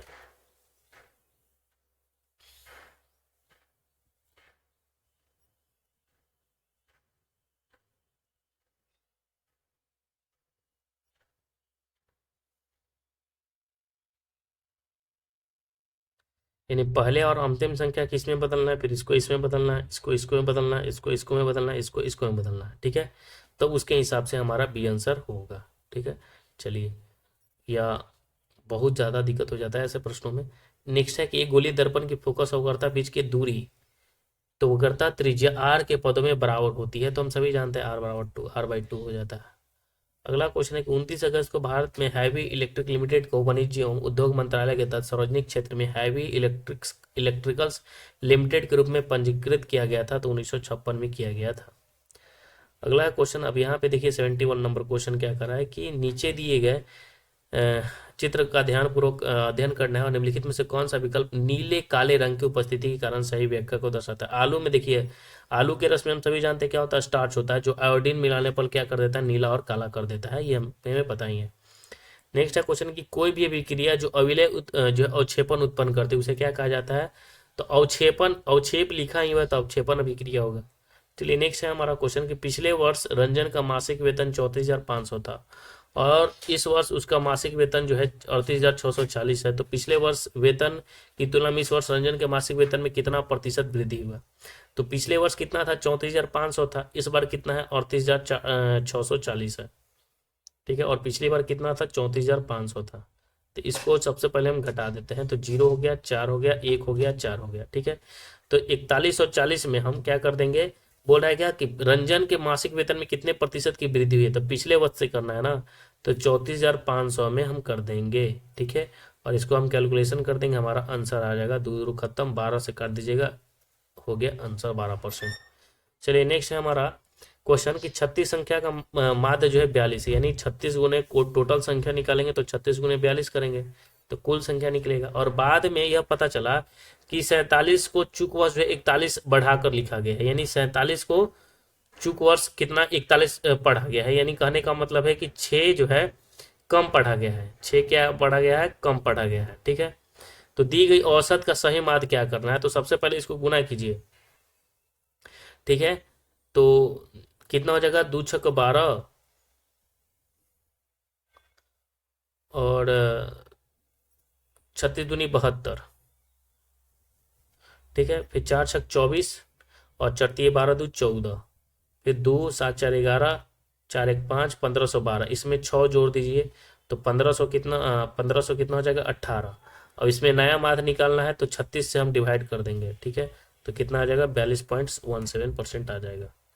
नेक्स्ट है क्वेश्चन हमारा, निम्नलिखित में से कौन सा राज्य जो है प्रमुख भाषा युग्म संबंधित नहीं है, जैसे मेघालय में खासी, ठीक है, सही है। आंध्र प्रदेश में तेलुगु सही है। केरल मणिपुर में मैतेई बिल्कुल सही है। केरल में कन्नड़ जो है गलत हो जाएगा। नेक्स्ट हमारा है कि सभी पंचायत संस्थानों में पदों का कितना भाग महिलाओं पर है, तो 1/3 भाग, ठीक है, अर्चित है 1/3। 2021 में जारी रिपोर्ट के अनुसार संयुक्त राष्ट्र विकास कार्यक्रम यूएनडीपी के द्वारा तैयार किया गया मानव विकास सूचकांक 2020 में भारत का स्थान कौन सा था, तो उस समय 130वां था। अगला क्वेश्चन है कि 7 मीटर त्रिज्या और 20 मीटर ऊंचाई वाले एक बेलनाकार टंकी में भरे पानी की मात्रा ज्ञात कीजिए और यह ज्ञात की टंकी पूर्ण भरी हुई है, यानी हाइट दिया हुआ है कितना, तो 20 मीटर दिया हुआ है और रेडियस दिया हुआ है कितना, 7 मीटर दिया हुआ है। बेलनाकार टंकी में भरे पानी की मात्रा ज्ञात करना है, तो बेलन का आयतन क्या होता है, पाई स्क्वायर होता है, तो 22/7, आर का मान कितना है 7 × 7 और गुने एच कितना है 20 है। बस सॉल्व कर देना है, खत्म।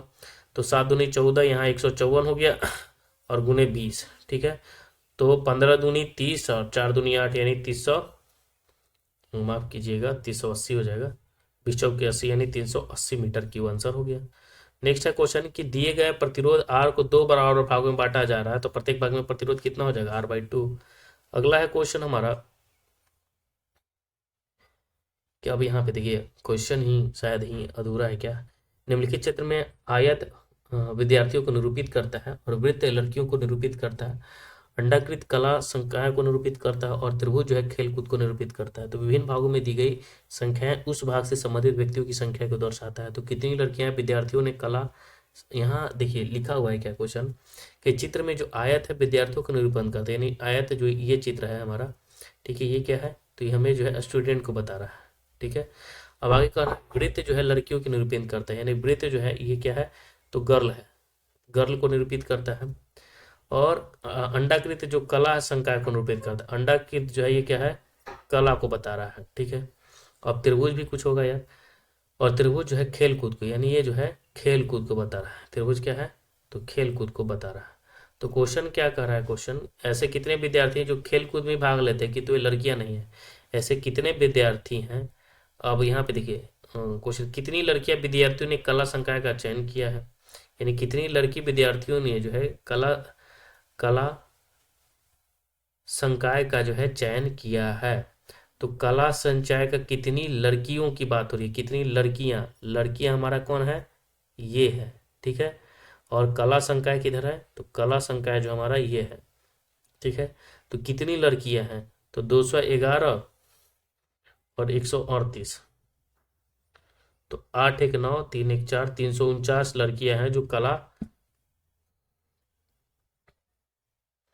कला संकाय में चयन हुआ है। तो कितनी लड़कियां विद्यार्थियों ने कला संकाय का चयन किया, और वे खेल कूद में भाग नहीं लेती हैं, और खेल कूद में भाग नहीं लेती हैं, तो खेल कूद में भाग नहीं लेती हैं तो मात्र 211 ही है, ठीक है। हमने जोड़ दिया था 138 में भाग नहीं, 138 खत्म, तो 211 ही तो है लड़कियां, तो 211 ऑप्शन में मात्र एक ही है, बस उसके बाद आगे पढ़ने की आवश्यकता नहीं है यार। चलिए नेक्स्ट हमारा स्टेटमेंट कथन देख लेते हैं। कथन क्या करा है कि अपार्टमेंट परिसर ने सूखे कचरे और गीले कचरे को अलग न करने वाली निवासियों पर भारी जुर्माना लगाने का निर्णय लिया, ठीक है। बस इतना ही जो क्वेश्चन स्टेटमेंट है उसी पर ध्यान देना है, ज़्यादा एडवांस नहीं सोचना है। तर्क कह रहा है कि सरकार ने सभी मकान मालिकों के लिए गीले कचरे और सूखे कचरे को अलग अलग अनिवार्य कर दिया है, ठीक है। तो बिल्कुल अनिवार्य किया होगा तभी तो जुर्माना लगाया है, फिर भी उसके बाद तो फिर ये सही है, रिलेटेड है। फिर कचरा जो है पृथक्करण को सुगम बनाने के लिए सभी अपार्टमेंट में सूखे कचरे और गीले कचरे के लिए अलग अलग कूड़ेदान उपलब्ध कराए गए हैं, ठीक है। तभी तो जुर्माना की बात हो रही है, कराया गया होगा, तो दोनों तर्क सही है हमारा। नेक्स्ट है, इसको सरल करना है, तो इसको सरल करने के लिए क्या करना है, तो देखिए 3 के स्क्वायर कितना, 9, 9 के पावर 3 कितना होता है, हम सभी जानते हैं कि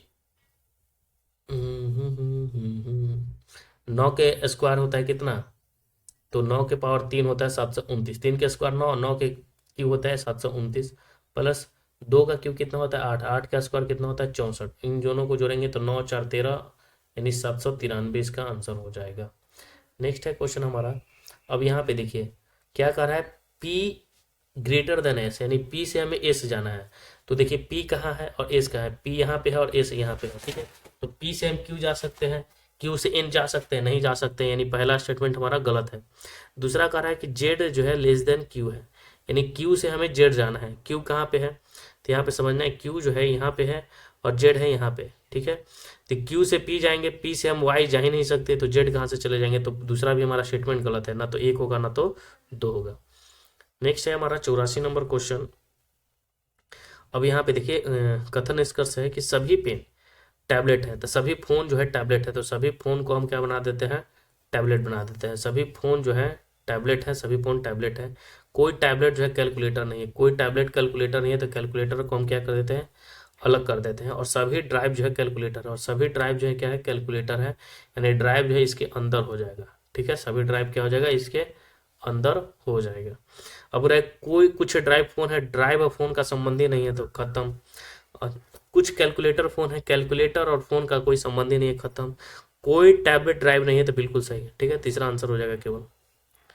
अब यहाँ पे आपको क्या करना पड़ेगा, आपको चेक करना पड़ेगा, कुछ नहीं करना है। जैसे 20 है ना, तो एक एक ऑप्शन से आपको चेक करना पड़ेगा, इसका कोई तरीका है नहीं, ठीक है। फिर गुना 6 प्लस 2 बराबर 14 और प्लस 18, ठीक है। अब इसको सॉल्व कीजिएगा तो 10 4 5 20 हो गया, 5 30 2 कितना हो गया, 32 हो गया, ठीक है। तो ये कितना हो गया, 32 हो गया, ठीक है। और 18 24 जोड़ेंगे तो इधर भी कितना हो जाएगा, 32 हो जाएगा, तो हो गया बराबर, ठीक है। चलिए नेक्स्ट हम लोग देख लेते हैं। यहाँ पे वृत्ताकार मेज है, तो वृत्ताकार हम मेज बना देते हैं, क्योंकि रिलेटेड है उसी से क्वेश्चन तो बनाना पड़ेगा। एक वृत्ताकार मेज के परिता मेज के केंद्र की ओर मुंह करके बैठा हुआ है, सब केंद्र की ओर मुंह करके बैठा हुआ है। कितने हैं, तो 1 2 3 4 5 6 7 है, ठीक है। 7, 1 2 3 4 5 6 7 है। अब बोल रहा है क्वेश्चन क्या है कि क्यू और एस के बीच में केवल आर है, यानी क्यू है और एस के बीच में केवल कौन है, आर है, ठीक है। आगे क्वेश्चन क्या कर रहा है कि पी और भी के बीच में केवल टी है। अभी हमें क्यू एस और मिला है, तो आगे हम बस उसी को देखेंगे। अब यहाँ पे देखिए, यहाँ पे क्या कर रहा है कि भी जो है ना क्यू के दाईं ओर तीसरे स्थान पर बैठा है। भी जो है क्यू के दाईं ओर, तो पहला, दूसरा और तीसरा स्थान पर कौन बैठा हुआ है? तो भी बैठा हुआ है। ठीक है, भी जो है यू के बाईं ओर तीसरे स्थान पर है। यू के बाईं ओर पहला दूसरा, यानी यू यहाँ होगा तब इसके बाईं ओर भी हो गया। अब बोल रहा है क्वेश्चन आर के दाईं ओर ठीक कौन बैठा? आर के दाईं ओर तो इस बैठा हुआ है, यहीं से वहाँ पता चल गया, पूरा करने की जरूरत ही नहीं। नेक्स्ट हमारा है, यदि रीना अपने घर से निकलकर 3 किलोमीटर प्रति घंटे की चाल से चलता है तो वह एक जन्मदिन पार्टी में 20 मिनट की देरी से पहुंचती है। ठीक है, कितना? 20 मिनट के देरी से पहुंचती है। यदि वो अपनी चाल को बढ़ाकर 4 किलोमीटर प्रति घंटा कर देती है तो 30 मिनट पहले पहुंच जाती है, तो उसके घर और जन्मदिन पार्टी वाले स्थान के बीच की दूरी ज्ञात करना है। तो हमें दूरी निकालना है। दूरी निकालना है तो आसानी से हम दूरी निकाल सकते हैं। बोला कि रीना अपने घर से निकलकर 3 किलोमीटर प्रति घंटा के चाल से चलती है और वह एक जन्मदिन पार्टी में 20 मिनट की देरी से पहुंचती है, यानी लेट पहुंचती है 20 मिनट की देरी से। और यदि वो अपनी चाल को बढ़ाकर 4 किलोमीटर प्रति घंटा करती है तो वह 30 मिनट पहले पहुंच जाती है, तो उसके घर और जन्मदिन पार्टी वाले स्थान के बीच की दूरी ज्ञात करना है। तो देखिए, तो इसमें क्या करना है? कुछ नहीं, चालों का गुणनफल कर दीजिए। तो एक 3 किलोमीटर प्रति घंटा है और 4 किलोमीटर प्रति, इनका गुणनफल कर दीजिए। ठीक है, फिर चाल का अंतराल कितना हो जाएगा? तो 4 और 3 का अंतराल कितना है? 1 है। ठीक है, और फिर गुने समय अंतराल कर देना है। समय का अंतराल कितना है? तो यहाँ जो है 20 मिनट और यहाँ 30 मिनट, तो कितना हो गया टोटल? 50 मिनट। इसको 60 में हम, क्योंकि किलोमीटर में तो 60 से हम डिवाइड कर देते हैं। बस हमारा आंसर आ जाएगा 3 चौके 12, 12 पच्चीस 60 हो जाएगा, और 15 का 50 हो गया, यानी 10 किलोमीटर आंसर हो जाएगा। नेक्स्ट है क्वेश्चन हमारा 88, किशोरावस्था के दौरान मानव शरीर में अनेक परिवर्तन होते हैं। निम्नलिखित में से कौन सा परिवर्तन केवल लड़कियों के लैंगिक जो है परिपक्वता से संबंधित है? तो उनकी स्तन ग्रंथियां में क्या होती है? वृद्धि होने लगता है। ठीक है, चलिए नेक्स्ट हमारा है कि यदि एक गोले का आयतन जो है 36 पाई सेंटीमीटर क्यूब है। गोले का आयतन कितना है? 36 पाई सेंटीमीटर क्यूब है। अब गोले का आयतन हम सभी को पता है कि क्या होता है? 4/3 पाई आर क्यूब होता है। ठीक है, गोले का आयतन क्या होता है? 4/3 पाई आर क्यूब होता है। तो 4/3 पाई आर क्यूब होता है। ठीक है, और इसी के बराबर दिया हुआ है कितना? 36 पाई। ठीक है, तो यहाँ से देखिए पाई से पाई खत्म हो गया, और 4 36 तो खत्म नहीं हुआ, 4 × 4 = 9 36, हाँ 9 से एक खत्म हो गया। कभी कभी क्या हो जाता है, आर क्यूब बराबर जो हो गया 9×27। तो आर का मान कितना हो गया? आर का मान √27 को करेंगे तो 3 हो जाएगा। और व्यास बोल रहा है तो व्यास क्या होता है? त्रिज्या का दोगुना, तो दोगुना हो जाएगा, 3 दूनी 6 हो गया। डी का मान तो 6 सेंटीमीटर आंसर हो गया। नेक्स्ट हमारा है क्वेश्चन, मूलों का गुणनफल करना है। क्या करना है? मूलों का गुणनफल। अब मूलों का योग बराबर क्या होता है? अल्फा प्लस बीटा बराबर क्या होता है? -b/a। ठीक है, और मूलों का गुणनफल गुने हो क्या होता है? अल्फा गुने बीटा बराबर क्या होता है? c/a। ठीक है, अब यहाँ पे हमने ए बी सी के बारे में बताया था। ये हमारा ए है, ये हमारा बी है, ये हमारा सी है। सी कितना है? 6 है, और ए कितना है? 3 है। तो 3 दूनी कितना हो जाएगा? 6, यानी 2 हमारा आंसर हो जाएगा। कभी कभी योग भी पूछता है तो याद रखना है। अब यहाँ पे देखिए, निम्न में से कौन सी योजना ग्राहक के लिए सर्वाधिक लाभकारी है? इनमें से आप मान लीजिए कि 3 योजनाएं हैं, और ग्राहक के लिए कौन सी लाभकारी है बताइए। 5 खरीदने पर जो है 3 मुफ्त मिल रहा है। 5 खरीदने पर कितना मिल रहा है? 3 मुफ्त मिल रहा है। 5 खरीदने पर 6 मिल रहा है। ठीक है, सबसे ज्यादा लाभकारी। और 5 खरीदिएगा तो 6 मिल रहा है, तो यहाँ जो है 1 का अंतर हो रहा है दूसरे का में, और यहाँ जो है 2 का अंतर हो रहा है, और 10 और 5% की 2 क्रमांक की छूट मिल रही है। तो 10 और 5%, तो हम सभी जानते हैं कि सबसे ज्यादा तो फायदा पहल का वाला है, इसको निकाल कर भी आप देख सकते हैं। ठीक है, प्रतिशत में। चलिए नेक्स्ट हमारा है, निम्नलिखित में से किस तत्व के आणविक रूप से परमाणुओं की संख्या अधिकतम होती है? तो देखिए, इसकी सल्फर की सबसे अधिकतम होती है। नेक्स्ट है क्वेश्चन कि मृदा अपरदन पर्यावरण के मुख्य खतरों में से एक है। निम्नलिखित में से कौन सा मृदा अपरदन को रोकने में सहायक होता है? तो समोच्च रेखीय जुताई। ठीक है, ये होता है। अधिक खेती, सिंचाई की घटिया तरीका, मवेशी चरना, ये सब बिल्कुल नहीं। नेक्स्ट है क्वेश्चन की formation of urine in the kidneys involve the given 3 process in which of the flowing sequence. ठीक है, तो जो किडनी में जो फॉर्मेशन होता है यूरिन का, तो क्या होता है? फिल्ट्रेशन होता है, सिलेक्शन जो है, रीअब्जॉर्बेशन होता है, और एलिमिनेशन होता है। नेक्स्ट है क्वेश्चन कि 48, 72 और एक अन्य संख्या x लघुत्तम समापवर्तक 576 है, तो दिए गए कौन सा x का मान? यार देखो यार, 48 72, और एक ऑप्शन से भी आप चेक कर सकते हो। तो 48 72 48 हो गया, और 72 हो गया, और 192 हो गया। इन तीनों का एलसीएम जो आएगा ना वो 576 होगा। इसको चेक कर लेंगे। ठीक है, और नहीं चेक करना है तो बनाना है तो 576 का गुणनखंड कर लीजिए, 576 का कीजिए गुणनखंड, 48 का गुणनखंड कीजिए, और 72 का गुणनखंड कीजिए और प्रक्रिया वही है लेने का, फिर आराम से निकल जाएगा, डिवाइड कर दीजिएगा तो। नेक्स्ट है क्वेश्चन हमारा कि निम्नलिखित में से किस वर्ष में भारतीय संग्रहालय अधिनियम पारित किया गया था? तो 1910 में भारतीय संग्रहालय अधिनियम पारित किया गया था। कब? 1910 में। नेक्स्ट है क्वेश्चन हमारा कि प्रसिद्ध हाजी अली दरगाह इनमें से किस शहर में? तो हाजी अली दरगाह जो है, हाजी अली दरगाह मुंबई में है। ठीक है। नेक्स्ट है हमारा क्वेश्चन, यहाँ पे देखिए मैथ का क्वेश्चन है, इसका जो है मान किसके बराबर होगा? तो 61.248 इंटू 6255 इंटू 0.043। कुछ नहीं करना है यार, बस पॉइंट को इधर से उधर कर दिया गया है, बस वही हो जाएगा हमारा। ठीक है। या टोटली देखिए यहाँ पे कितना है, इसको देखिए यहाँ पे 10 लिखा हुआ, पहिलका में कितना है, नीचे 10 आएगा, दूसरका में कितना होगा, नीचे 10 आएगा, और तीसरका में कितना आएगा, तो 4 जीरो, यानी एक पर कितना, 4 जीरो आएगा। ठीक है। तो टोटल 1 2 3 4 5 6 जीरो आना चाहिए, यानी पॉइंट के बाद कितना आना चाहिए, 6 अंक आना चाहिए। ठीक है, 6 अंक आना चाहिए। तो यहाँ पे देखिए, इसमें देखिए 3 जीरो, 2 जीरो, 5 जीरो और 5 4 9, तो पहला ऑप्शन खत्म। यहाँ पे देखिए 2 जीरो, 2 जीरो, 4 जीरो और 4 जीरो के 8 जीरो के खत्म। 6 जीरो के मतलब मान है 3 जीरो यहाँ पे और 3 जीरो यहाँ पे, मात्र ये तीसरा आंसर हो जाएगा। ठीक है। नेक्स्ट हमारा है किस जीवाणु के, क्योंकि संख्या तो सब में सेम ही है, संख्या सब में देखिए सब में सेम है, संख्या जितना है सब में क्या है, सेम है। तो संख्या सेम है, बस पॉइंट का खेल है, पॉइंट का इधर उधर कर दिया गया है। ठीक है। तो वही पॉइंट को गुना कर देख लेना था। और किस जीवाणु में उपस्थिति जल प्रदूषण का सूचक होता है? ई कोलाई कॉलीफॉर्म जो होता है ना, ई कोलाई कॉलीफॉर्म, ये जो होता है प्रदूषण का सूचक होता है। अगला है और लास्ट हमारा क्वेश्चन है, इसको जो है व्यंजन के रूप में मतलब विस्तार करना है। ठीक है। तो कुछ नहीं, देखिए 3 का स्क्वायर करेंगे तो 9a² अगर 9 स्क्वायर सब में है, प्लस b², 4 का स्क्वायर 16, तो दूसर का भी b आएगा, तीसर का में b, यानी तीनों में है। देखिए यहाँ पे तीनों में है 9 16 b 4, 9 16 b 4, यहाँ पे तक सेम है। अब आगे यहाँ प्रोसेसर क्या होता है, ढीला कर देगा। अब देखिए फिर क्या होता है, ए बी होता है, ए में बी से गुना करेंगे तो माइनस होगा, क्योंकि बी माइनस होता है। हम सभी जानते हैं कि ए प्लस बी प्लस सी का होल स्क्वायर क्या होता है, a² होता है, b² होता है और c² होता है, और प्लस, ठीक है, 2 into A B plus B C और प्लस सी ए होता है, या 2ab bc 2ca बोल सकते हैं। ठीक है। तो पहला जो होगा क्या होगा, माइनस होगा। माइनस क्यों होगा, क्योंकि इन दोनों को गुना करेंगे तो चरतिया -12, चरतिया 12, 12 दूनी 24, तो 24ab होगा।